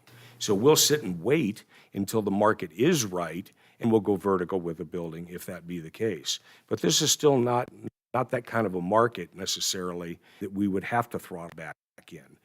We might consider that just because interest rates are high right now, and we're hopefully going to get in a better interest rate market in the next 6, 12, 18 months. But I just wanted to make those points very clearly before we go forward. And I'm sorry if you could go back to your last question. I kind of got derailed myself there a little bit. But it was your question about the previous approval and why we didn't want to do business park then? Yes, when you came to the planning commission in August, and then you came to the council, you appealed to the council without any sort of change. 'Cause I remember when you came November, I think it was November 16th, it was still the 395,000 square foot. You're absolutely right. Business park is not an in-demand thing. What drives us is market demand. We don't just go out and build buildings to cause truck traffic. I mean, that's not what we're here for. We're here to satisfy market demand. And that market demand includes all the way to the end consumer, by the way. It's not just the tenants, but those tenants are supplying logistics services all the way to the end consumer. So we're building to that market. And at the time we made those comments, and we still feel this way, quite honestly, business park is a number 2 in terms of a demand in the market. Number 1 is still warehouse distribution and e-commerce. The business park, and the reason we scaled it the way we did, is this is the maximum acceptable size business park that we would be willing to go forward with. Anything more, they're just going to sit vacant. And did you complete any studies regarding any commercial use in that area, any sort of other uses prior to attempting to get the CUP from the Planning Commission? Yeah, a lot of it has to do with the surrounding area. I mean, we've got, when you get off the freeway and it's not obviously in the city of Paris, but when you go across Highway 74, you've got real heavy industrial. You've got a batch plant over there. You've got a lot of outdoor storage, which is considered in most cities, heavy manufacturing or anything with outdoor storage is not light manufacturing. So you've got a lot of those uses in the area. And if anything, this cleans up an otherwise, vacant lot that gives it a sense of purpose and brings jobs to that vacant lot, as well as a new tax base. Okay, and then a few more questions. Regarding the building, I remember that you're able to divide the building into 2 separate buildings if there are 2 separate tenants. And For the large building, yes. Yes, okay.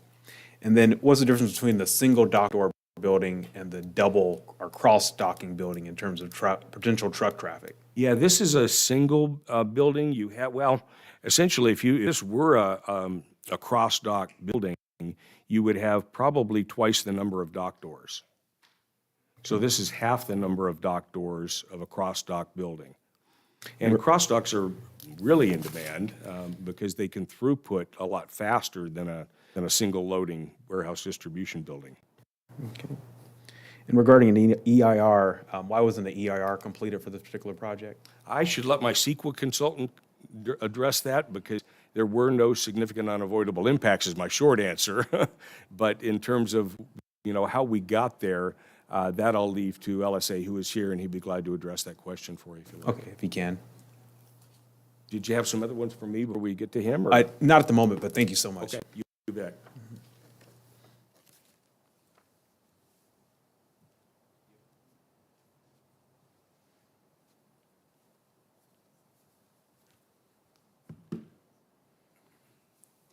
Good evening, Mayor, City Council. My name is Dio Glentis. I'm here with LSA. We did the environmental analysis for the project. We prepared a mitigated negative declaration for the original project, 395,500 square feet. The analysis determined that there were no significant unavoidable effects. Everything was mitigatable to less than significant levels, which is why an EIR was not prepared, but instead a mitigated negative declaration was proposed. The modified project, like Russell said, reduced the square footage from 395,500 to 350,000 square feet, and then added 14,000 square feet of flex space. We prepared a consistency memorandum to demonstrate that the impacts of the modified project would not exceed the impacts identified for the original project. and therefore recirculation of the get a negative declaration would not be required. And that's why we're here today. Thank you. And then I have a question for staff in terms of the good neighbor policy. In addition to the 100,000 that the developer is offering, do we have an estimate as to how many trees will be contributed in terms of, and also the amount for park diff and art diff fees? You can have a seat, sir. Oh, and thank you, sir. The park fees were probably about 350 to 370,000, which is based on a little over $1 per square foot. And then the second question is in reference, and we could repeat that question. The art diff fee? The art diff fee is typically about half to about 1/3 of the valuation of the building. So typically, what I've been seeing is about 150,000 approximately. I'm just guessing an approximate number here. Okay. Do we have the amount of trees that will provide it? On site or the? In addition, the good neighbor, the 2022 good neighbor policy. Let me do the basic calculation here. And we can move on to my colleagues' questions if you want some time to do that. You need some time, Mr. Fung. Give me 1 second. It would be an additional 70 trees equivalent off-site. 7-0? 7-0. That concludes my questions at this time. Thank you. Anybody else? Councilman Corona? Yeah, just a couple questions. For the commercial component, I'm not sure if who can answer these questions. I say the applicant, maybe? Mr. Pierce? Are you guys, oh, okay. Race up here. So with the commercial component, I do first want to say, I think it's a better project than what you originally brought up. You definitely took the concerns of incorporating some of the commercial in there.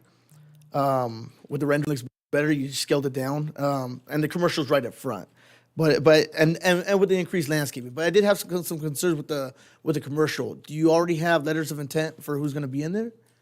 No, and typically what happens in these types of buildings is the smaller the building, the longer tenants wait to come to the market or look at a project. And for spaces this size, 2,500 square feet to 5,000 square feet, which is the business park space, typically that tenant is going to come to us at least midway through, maybe latter part of construction, before there's any real interest on tenants' part. They want to see the project is real. They want to be able to get inside the rough space and kind of walk it and see if it's going to work for their business.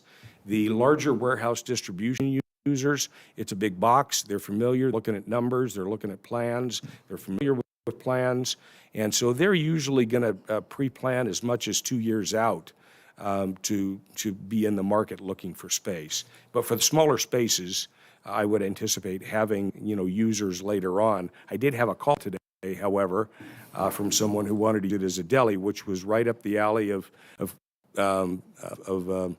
Planning Commission member Gomez, who had mentioned that she wanted a place that had a sandwich shop or a deli or something to add some more food services to augment what was already at Field of Dreams.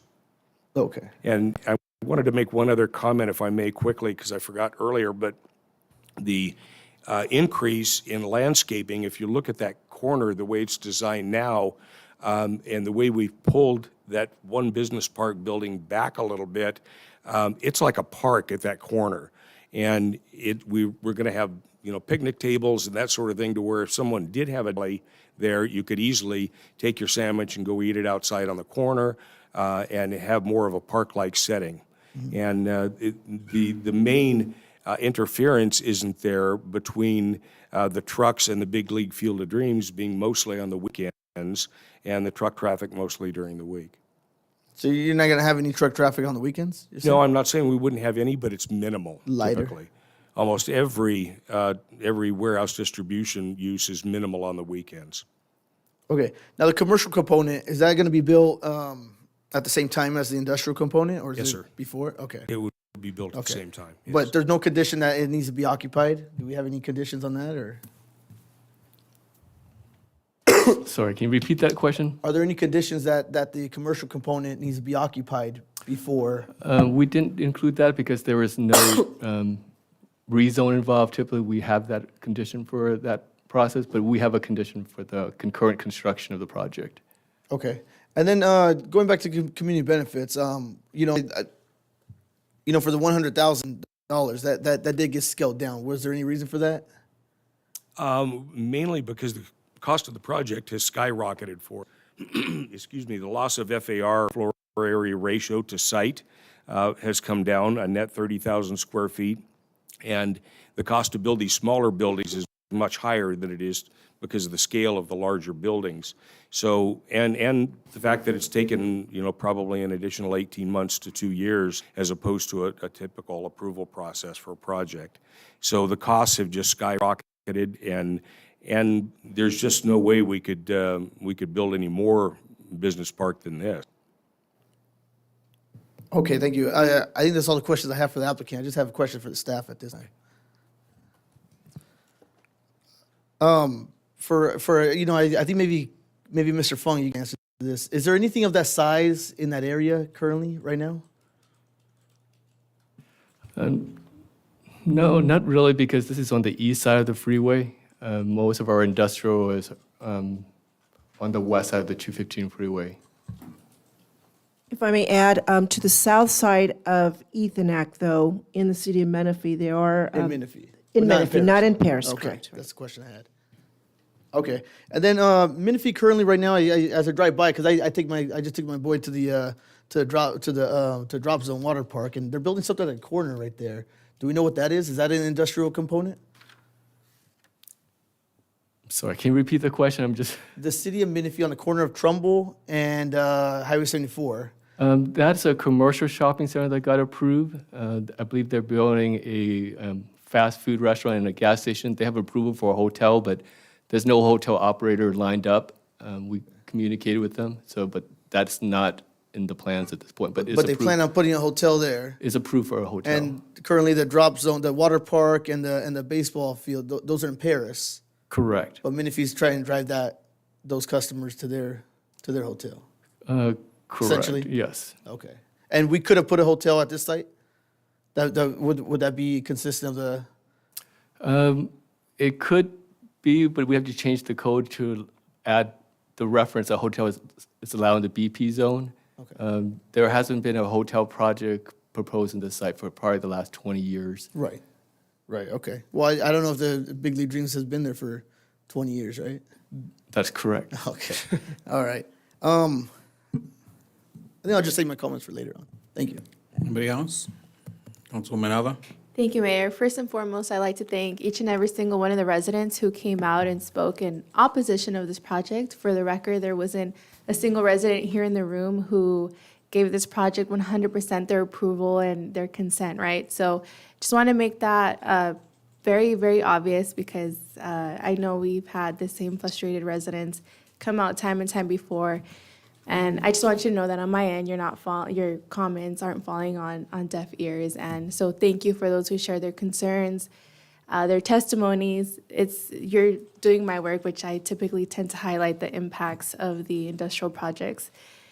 So one of the concerns that was mentioned that I wanted to get further clarification from staff was that according to the CUP, this would allow for a small warehouse project.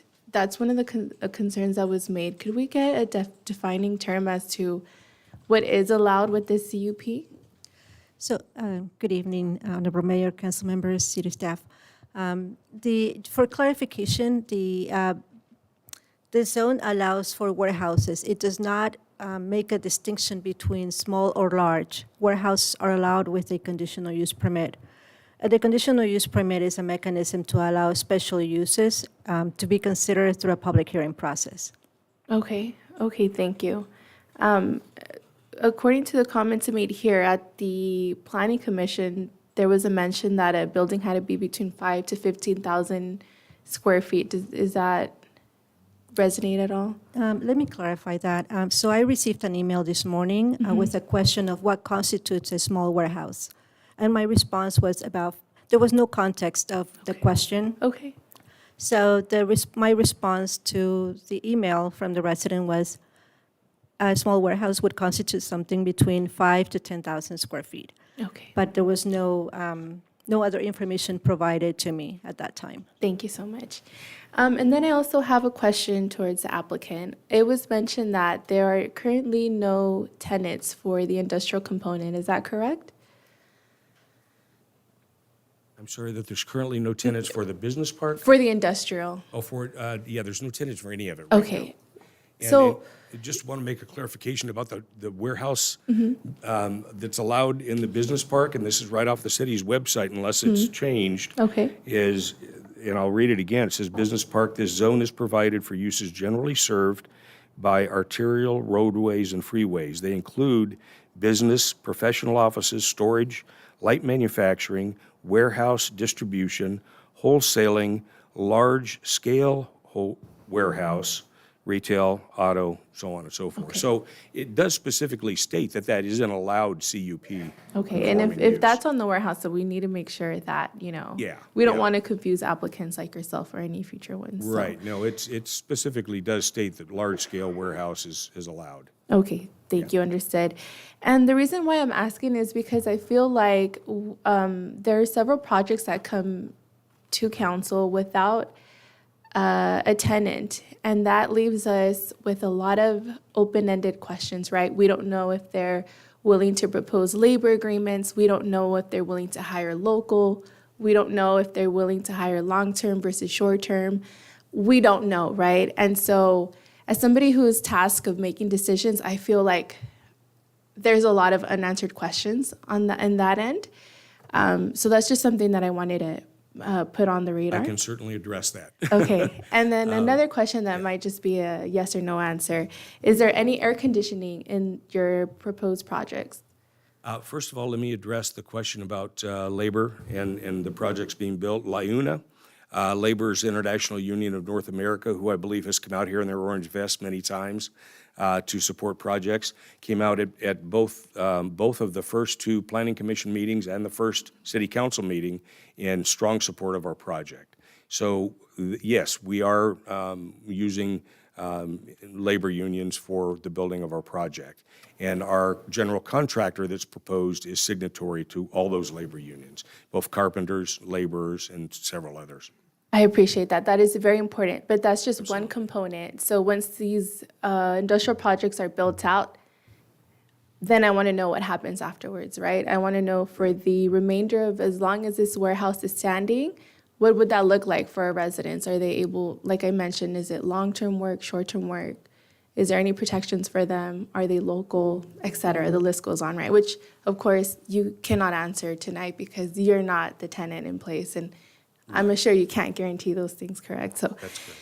and then moving on to my next question, will there be air conditioning in the industrial component? Yeah, almost assuredly. All the offices are always air-conditioned. And depending on how and Title 24 is, I'm sure you're all aware, is part of a Cal Green initiative. And not only they use low-E glass everywhere, so low-E glass kind of minimizes the sun's effect on the temperatures inside a warehouse building.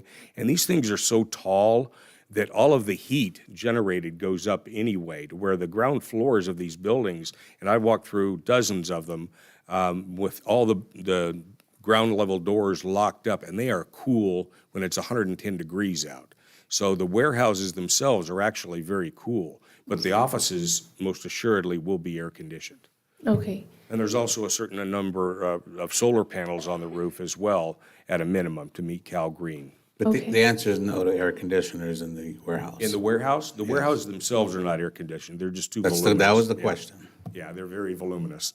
Thank you. And in 2024, again, that's concerning, right? That we're not providing even a safe working environment for our workers, right? So let's see.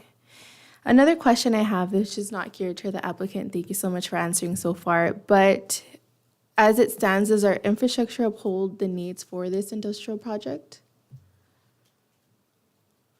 I'm sorry, can you repeat that question? Is the industrial? As our infrastructure stands, does it meet the needs of this industrial project?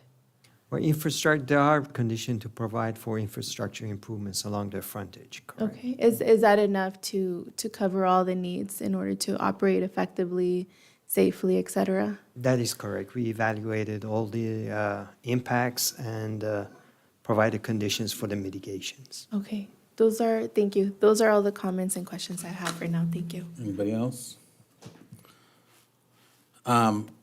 So I just want to make a few comments. The applicant indicated earlier about no trucks on the weekends.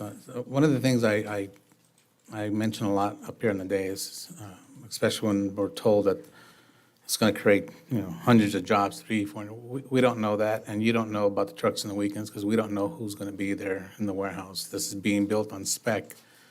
There's plenty of warehouses that I see throughout the city that there's trucks 24/7. So that's not a really fair assessment to say that there won't be no trucks during the weekend. You also mentioned e-commerce. Again, it's spec. We don't know. Yes, e-commerce is great for the city. It generates taxes, but we don't even know about that as well. And then I'm just a little baffled with, we had our planning commissioner come in here. I mean, my understanding and from staff, not just from the applicant, that the ad hoc committee consisting of Commissioner Gomez and Shively, they were praising the way you guys came back with such a great project, and then it went back to the planning commission, and they all said the same thing, and yet she's coming in here advocating that we should listen to the community. I mean, it's not like she supported it, so I don't know what's going on here, but there's still a lot of questions to be answered for this project. And one of my biggest concerns is that so we first went back to the ad hoc, if you will, at the request of Councilman Corona to let them go back and vet it and try to come back with a better project. My concern is not just hearing that, yes, they like the project, is I think this needs to go back to the Planning Commission for further review to let us know if the project itself meets the conditional use findings. That's what's the question here, is not whether we like it or the commissioner was all excited about how they came back with this project. Is it going to meet the conditional use findings? That is the big question. So my recommendation when it comes time to it, I normally don't make motions. I allow my counsel to do that, but I'm going to jump ahead of the game and say I want to send this back to the commission and get an actual answer to us to give us some guidance on whether or not this is an actual, whether the project meets the conditional use findings, and then I think we can make a better decision. So at this point, I'm going to close the public hearing, which is at 8:44. And I'm going to allow council for any further deliberation or any more questions, and then if not, we will go ahead and I will entertain that motion and request a second.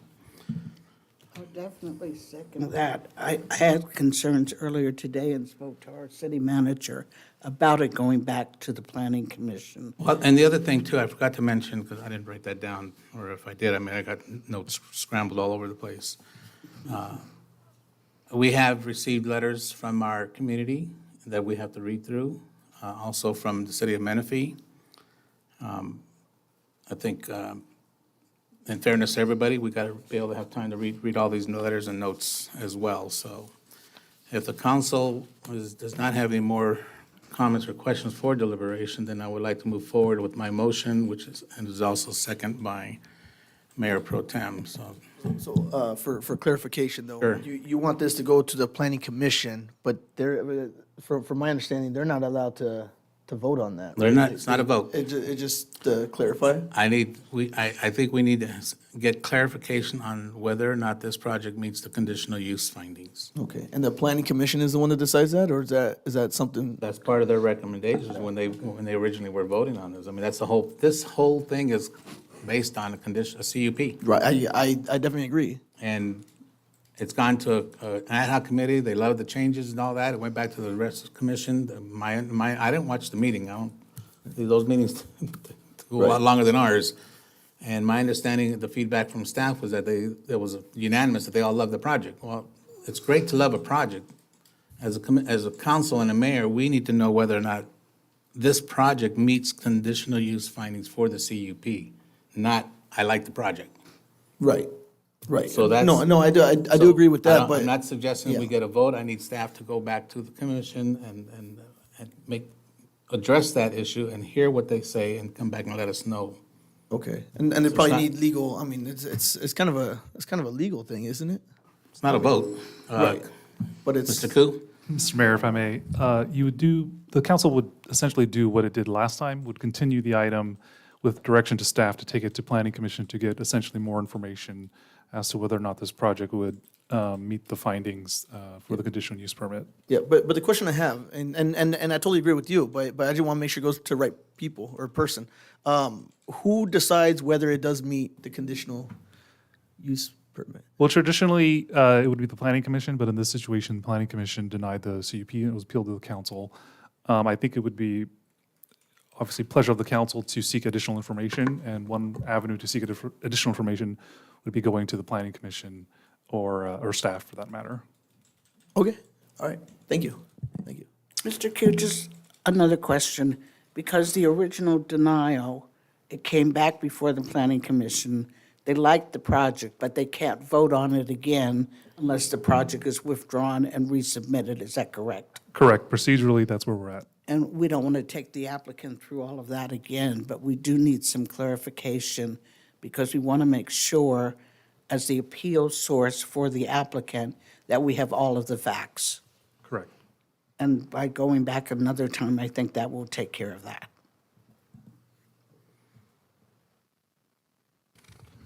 Okay. So, Mr. Mayor, if I may, so are you making a motion to continue it to a date certain or? Not a date certain, because I got to make sure when they go back to planning, and we've got some dark nights. Pardon me? You can do it off calendar.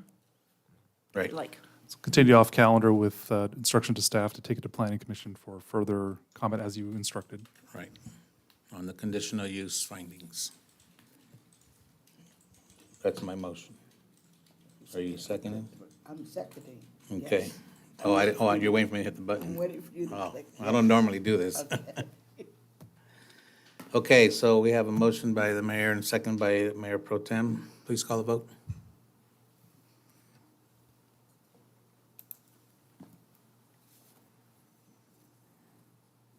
5-0, motion approved. Thank you. All right.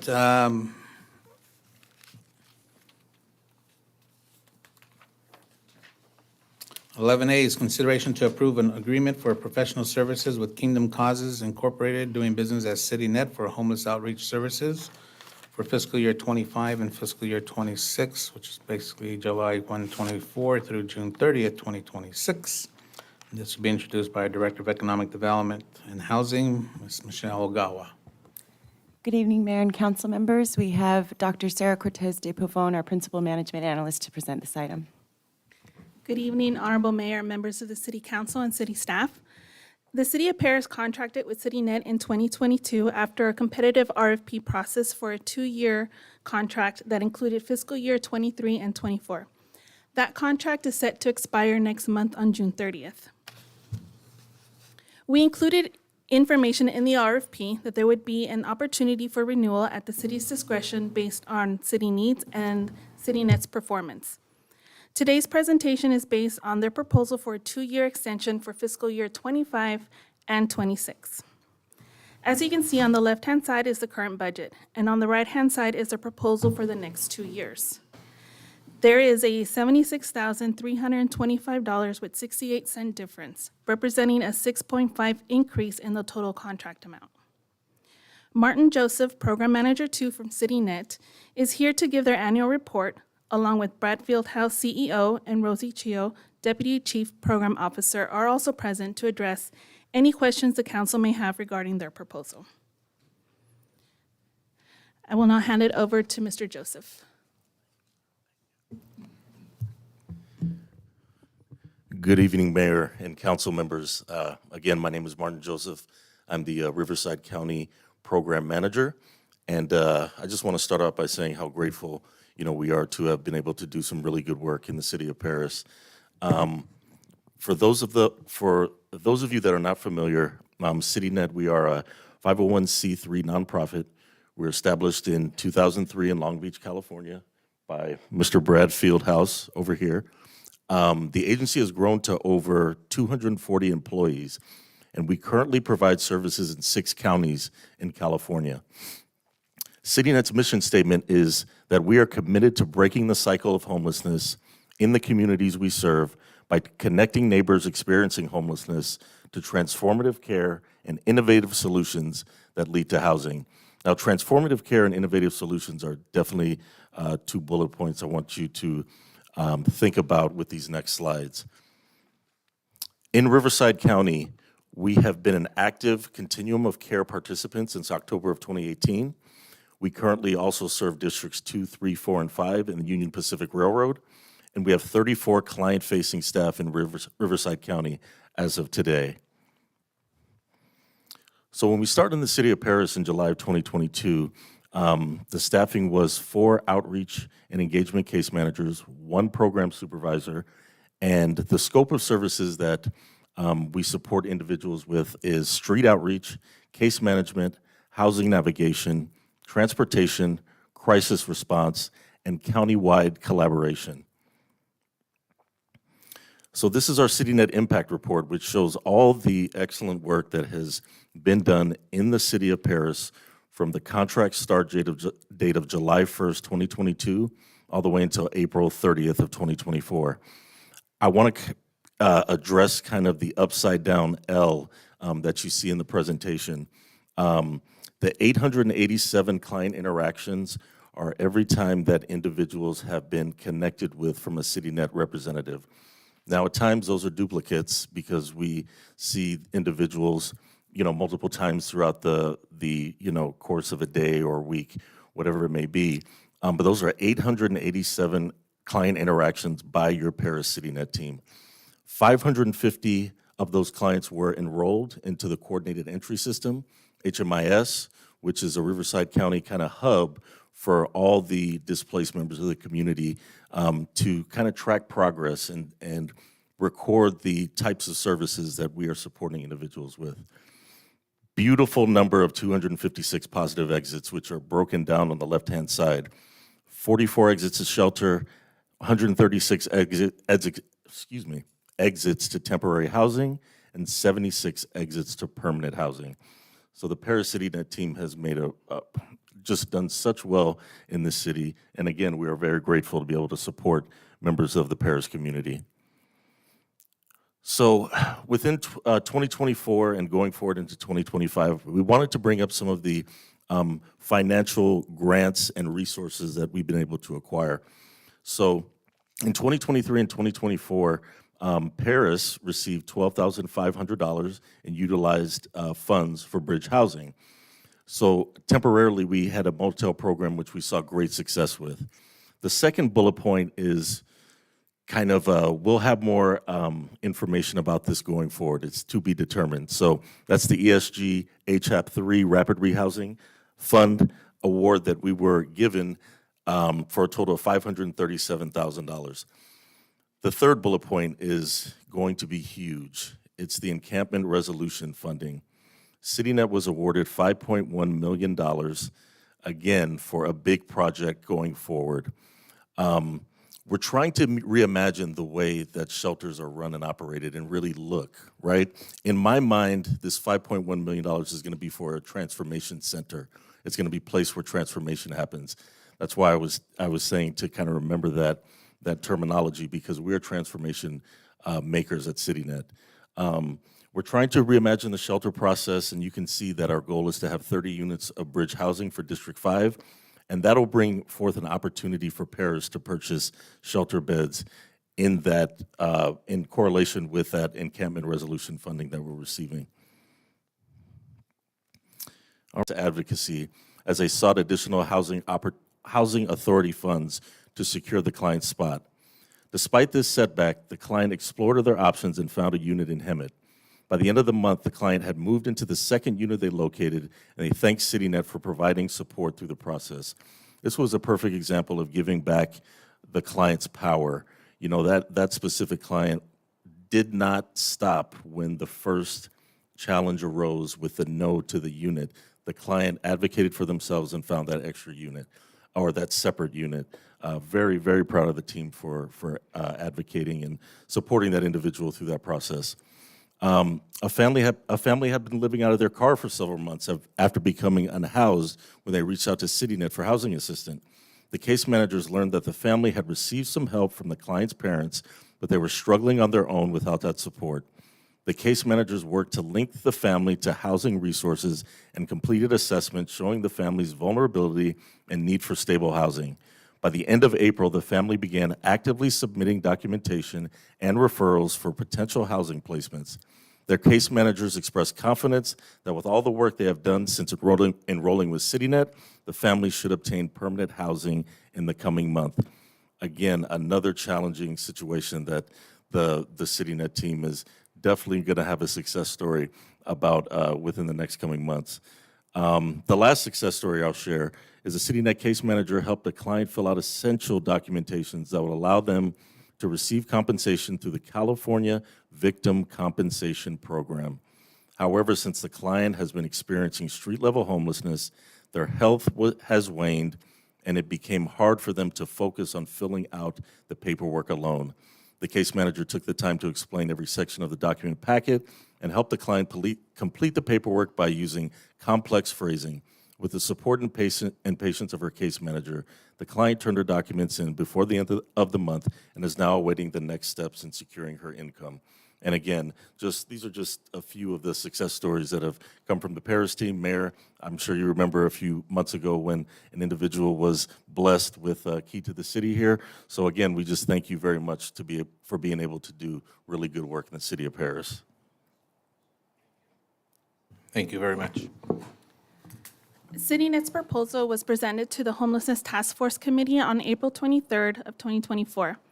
The committee is recommending that the City Council approve an agreement for professional services between the City of Paris and CityNet for homeless outreach services for fiscal year 25 and 26 in an amount not to exceed $1,209,381.44, and authorize the city manager or her designee to execute all related documents subject to city attorney approval as to form.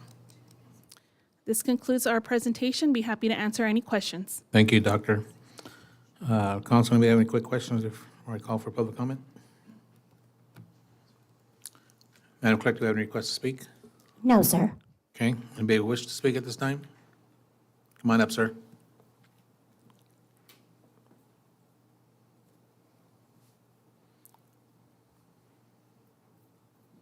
Good evening. Once again, my name is Alex Mesa. I will always commend the effort by any city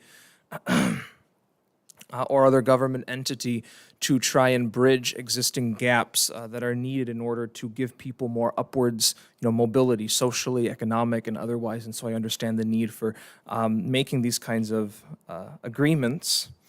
However, noting the size of some of these agreements, just from a fiscal standpoint,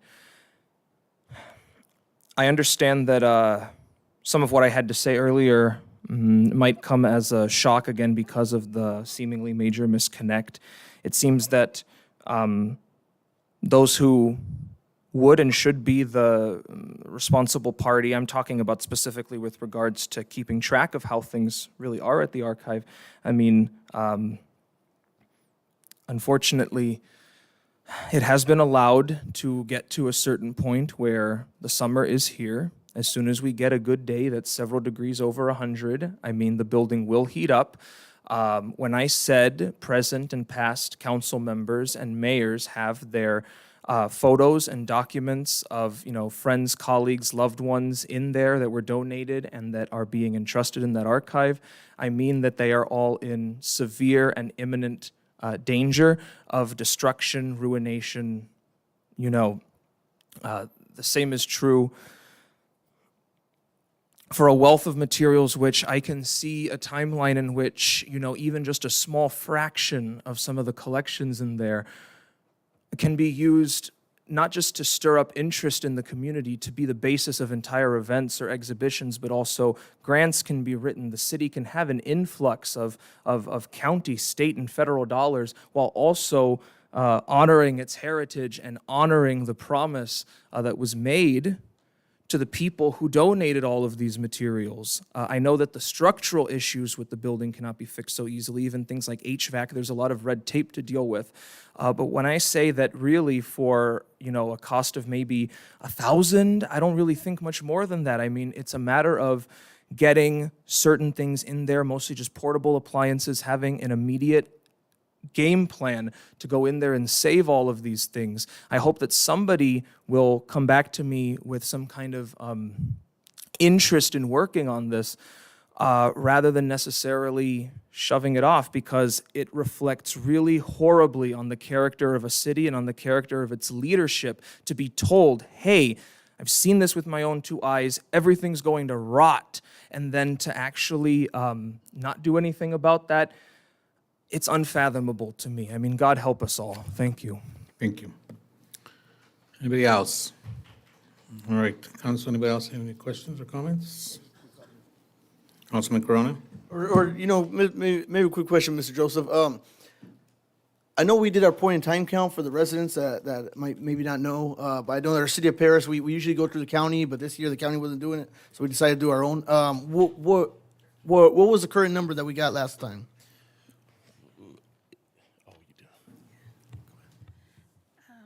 So for April 2024, that's when we did our internal point-in-time count, which wasn't put together by the county COC. Sheltered, we did not do a shelter count. We just went out into the streets to count unsheltered. We got 45. We counted 45 unsheltered individuals as of April of 2024. And how does that compare to the unsheltered from a year prior? So in January 2023 was the last time we had done a point-in-time count that was with the county COC. They counted in January 2023, sheltered count was 24, unsheltered count was 90, for a total of 114. Okay, so unsheltered, I mean, we're trying to compare with apples and apples. Correct. So the Yeah. sheltered count also included individuals that were placed by the county, other county programs at one of our hotels here. So we did not know that the county was utilizing the hotel for that program. So that's why we only counted, I think we only had one person that we put in through our hotel voucher program last January at the hotel. Right. Okay. Thank you. Just for my comments, I do want to just mention the work that CityNet has done. I think they've been easy from talking to staff. They're really easy to work with. We give them a call and they're very responsive. Just based on the numbers itself, I think they're doing tremendous work. It's a really hard job to get somebody with mental health issues or drug issues and try to convince them, hey, there is a better life to be now on the streets. And I think CityNet's done a great job. I know the contract is for 2 years, and I definitely look forward to continuing to see the work and just working with CityNet, because with all these other cities, they spend way more money than what we're even proposing, and we're seeing that their numbers are actually increasing. Don't say that. We're happy with our numbers. Oh yeah. I think our numbers are in due part because of the tremendous work that CityNet does, and our staff and our law enforcement as well too, and the collaboration that we all do together. But thank you. Councilwoman Nava. Thank you, Mayor. I also have the opportunity, along with Councilmember Corona, to sit on the Homelessness Task Force Committee, and I just want to commend you like I do there. Thank you so much for all the work that you do. I know it's difficult, it's challenging, but your group, day in and day out, your staff just lets us know how they handle their work with so much care and compassion. And I think that's truly important in order to build that rapport with our homelessness community. So thank you so much for the good work that you have been doing, and I look forward to hearing about many more of your success stories. So thank you so much. All right, I don't see anybody else in the queue. Dr. De Pavone, can you repeat the founder's name for me, please? Brad Fieldhouse? Brad Fieldhouse? Yes. Brad, you got a great team and a great organization that you have developed. I've been on 8 years, and CityNet has been awesome compared to the other folks. I'm not going to throw darts and badmouth other agencies, but you guys, CityNet has been spot on. Joseph, your team, I mean, it's great. And, as a former law enforcement officer myself. We save one life a year. That's tremendous, you know. But look what you guys are doing. You're turning around a lot of lives here in the city. And these are our community members, and we really appreciate what you do. And I also applaud my colleagues here for supporting these programs.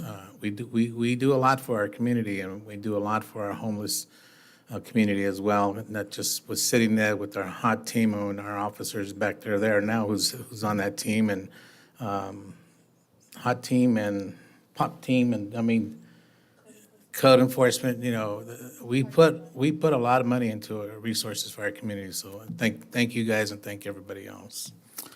All right, so at this time, I'm going to call for a motion on the professional services agreement. I have a motion by Mayor Pro Tem Rogers, second by Councilman Corona. Please call the vote.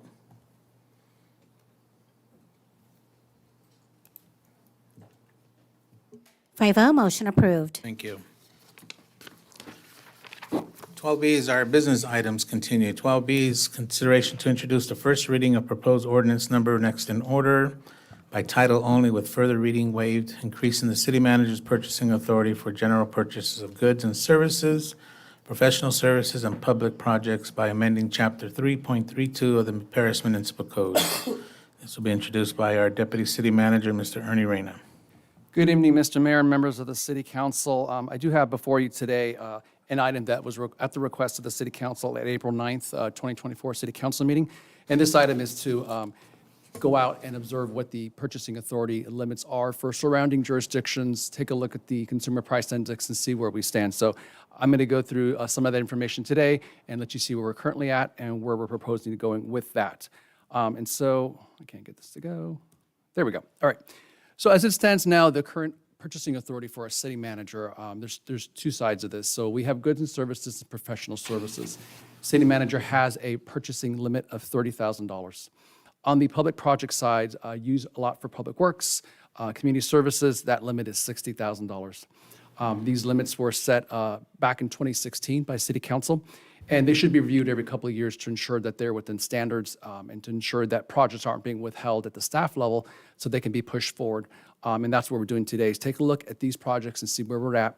And again, currently right now, we're at 30 and 60. So examining where we need to be, first step was to conduct a survey of the surrounding cities. So staff did prepare a survey by inquiring with other cities where we currently stand against the other cities of the same apples to apples comparison, if you will. And so looking at purchasing authority for goods and services as well as professional services, the average dollar amount was $47,308, which is higher than what the city currently has for its city manager at $30,000. So as you can see from there, we're well below what other jurisdictions in our neighboring cities currently provide to their city manager.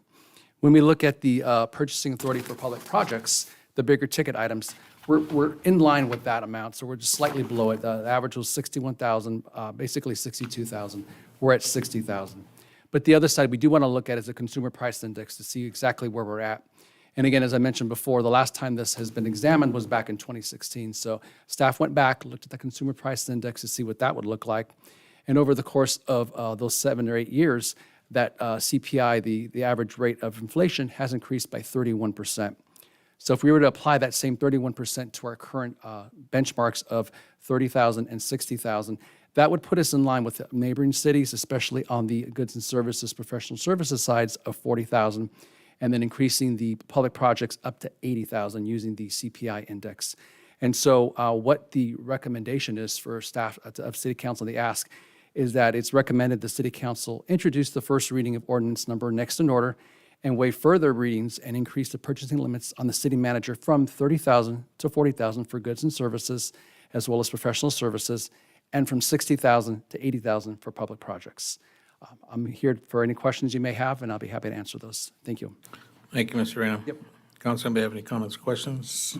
Yeah, quick question. Councilman Corona? You know, for the public that are listening, what would be an example of something that goes straight to the city manager?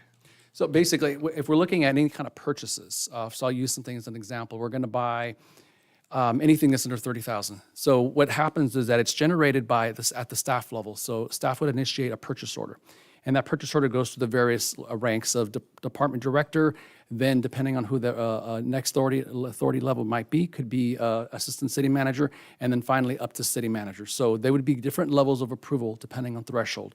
Over 5,000, it goes up to the city manager. She has authority to approve anything that's under 30,000. If it's over 30,000, it has to come to city council for that request. So for instance, a purchase of a vehicle at that price would have to come back to city council for approval. On the public project side, if our director of public works has a project he needs to have done and it's over 60,000, that's got to come to council. But if it's under 60,000, our city manager can currently approve that through the accounting system, finance system we currently use now, and it's all electronically. Right. Okay, so say if a road improvement needs to get fixed, it's under $80,000, then she could just sign off of it and. Correct. Then it Gotcha. would be approved and Okay, go thank forward. you. Yeah. Anybody else? Madam Clerk, do we have any public comment requests? No, sir. All right, and at this time, I'll call for a motion on the first reading by the title only. I have a motion by Mayor Pro Tem Rogers, second by Councilman Rab. Please call the vote. Mr. Mayor, if I may, just to clarify, you're calling for a motion on the first reading by title only and with the further waiving. I of didn't read further- the whole thing. You want me to read the whole thing? I just want to clarify that's the action. Let me that's read on. the whole thing. We're calling for a motion on the first reading by title only with further reading waived or proposed ordinance number next in order, increasing the city manager's purchasing authority. With that, does my motion and my second still agree? Yes. Okay. Thank you, Mr. Koo. All right, that motion passes. 5-0, motion approved. Sorry. Thank you. Thank you, 5-0. Mr. Mayor. Thank you. Okay, item 13 is council communications.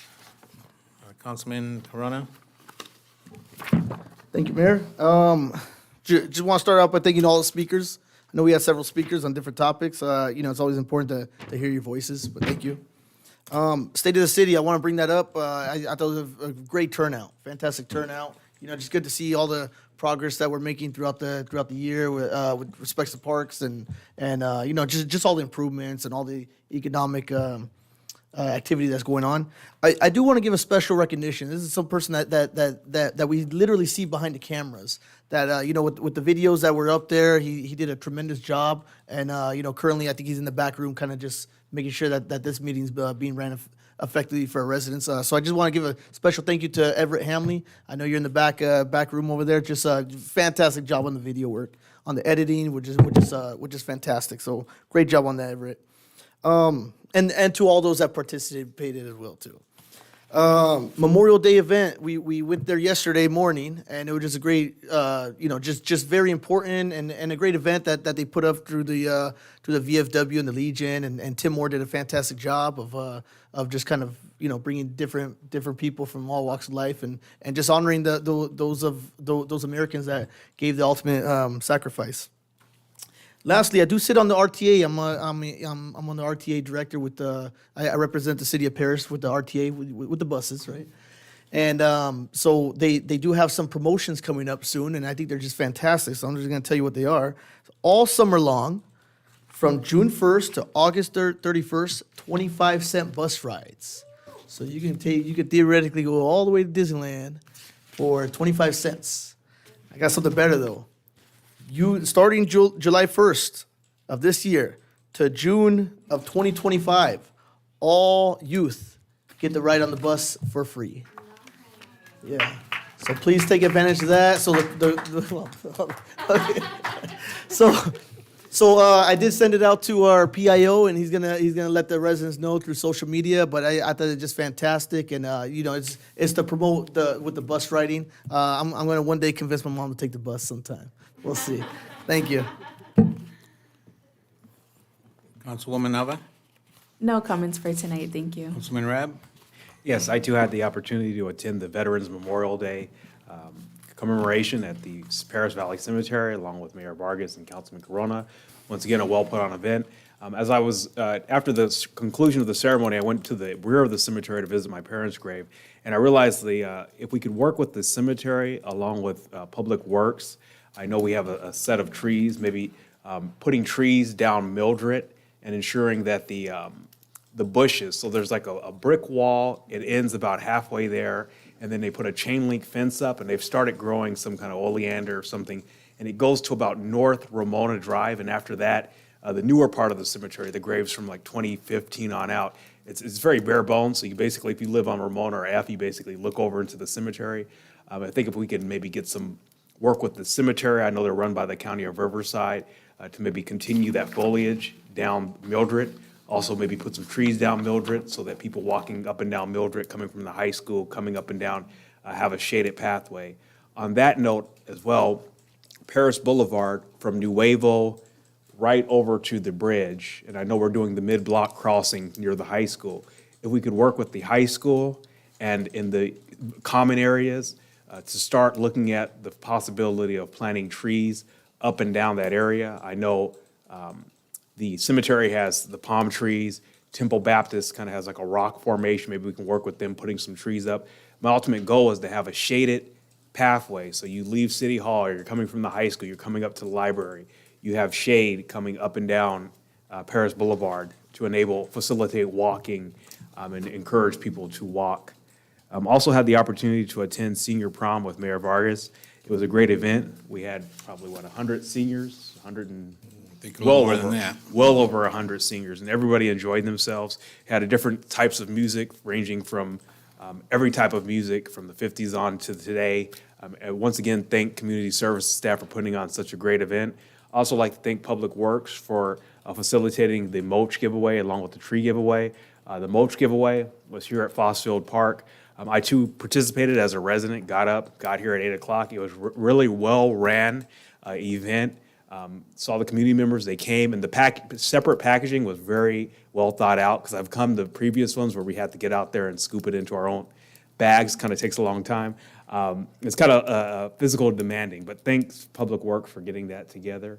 And then I also want to just thank everyone for coming out tonight and providing their comments regarding the various items on the agenda. And I know Mr. Mesa mentioned regarding the deterioration of the items at the Historical Society. I know Mayor Vargas has mentioned that in terms of the facility. I know the more urgent working on preserving some of the documents, looking if we can get some of the documents scanned, or even just going out there with an iPhone and taking photos of them at the bare minimum, just making sure that we have that history saved. I know there are substantial seismic retrofits that need to occur in that building, but I think the more immediate need is to preserve the items from deterioration, given the moistness and all the things he mentioned that during his well-thought-out public comment. Lastly, I attended the State of the City event. It was a great event, very informative. I'd like to thank the Chamber for putting it on. I'd like to thank everyone for attending the event, everyone for listening and seeing all the great things that are happening in the city of Paris regarding all of the buildings going up in terms of the commercial buildings, the infrastructure development, the safety development. And I think the most important thing is that the city of Paris is one of the most financially solvent cities in the state of California. Out of California's 431 cities, we're the most financially solvent. Our sales tax is the base that is allowable in the county of Riverside. This is not a joke. This is not a laughing matter. You go to a city like Pico Rivera or Culver City, their sales tax is 10.25%. They're looking to hire it. That's very important, given that many of the middle-class residents in California are being forced out. So I think when people go through and make certain comments, I think we all have to factor in that money does not grow on trees. As city council people, we have to look at various sources of income moving forward and ensuring that our city is fully functional and fully funded. Once again, thank everyone for coming out. Thank the cameraman for providing a second set of lens. Just make sure you get the lighting right. They always get me kind of wrong on the lighting, so appreciate that. And, my head's like kind of shiny or, something like this. Just get the lighting right. And, overall, great meeting. Thank everyone for coming out. Thank you. Mayor Pro Tem? I also truly enjoyed the State of the City, and it was remarkable to see all of our neighboring cities represented there. Council members from Banning and Moreno Valley and, former elected officials and current elected officials all came out to support the city of Paris. Our school board representatives were there as well. So it just shows that we're a united community.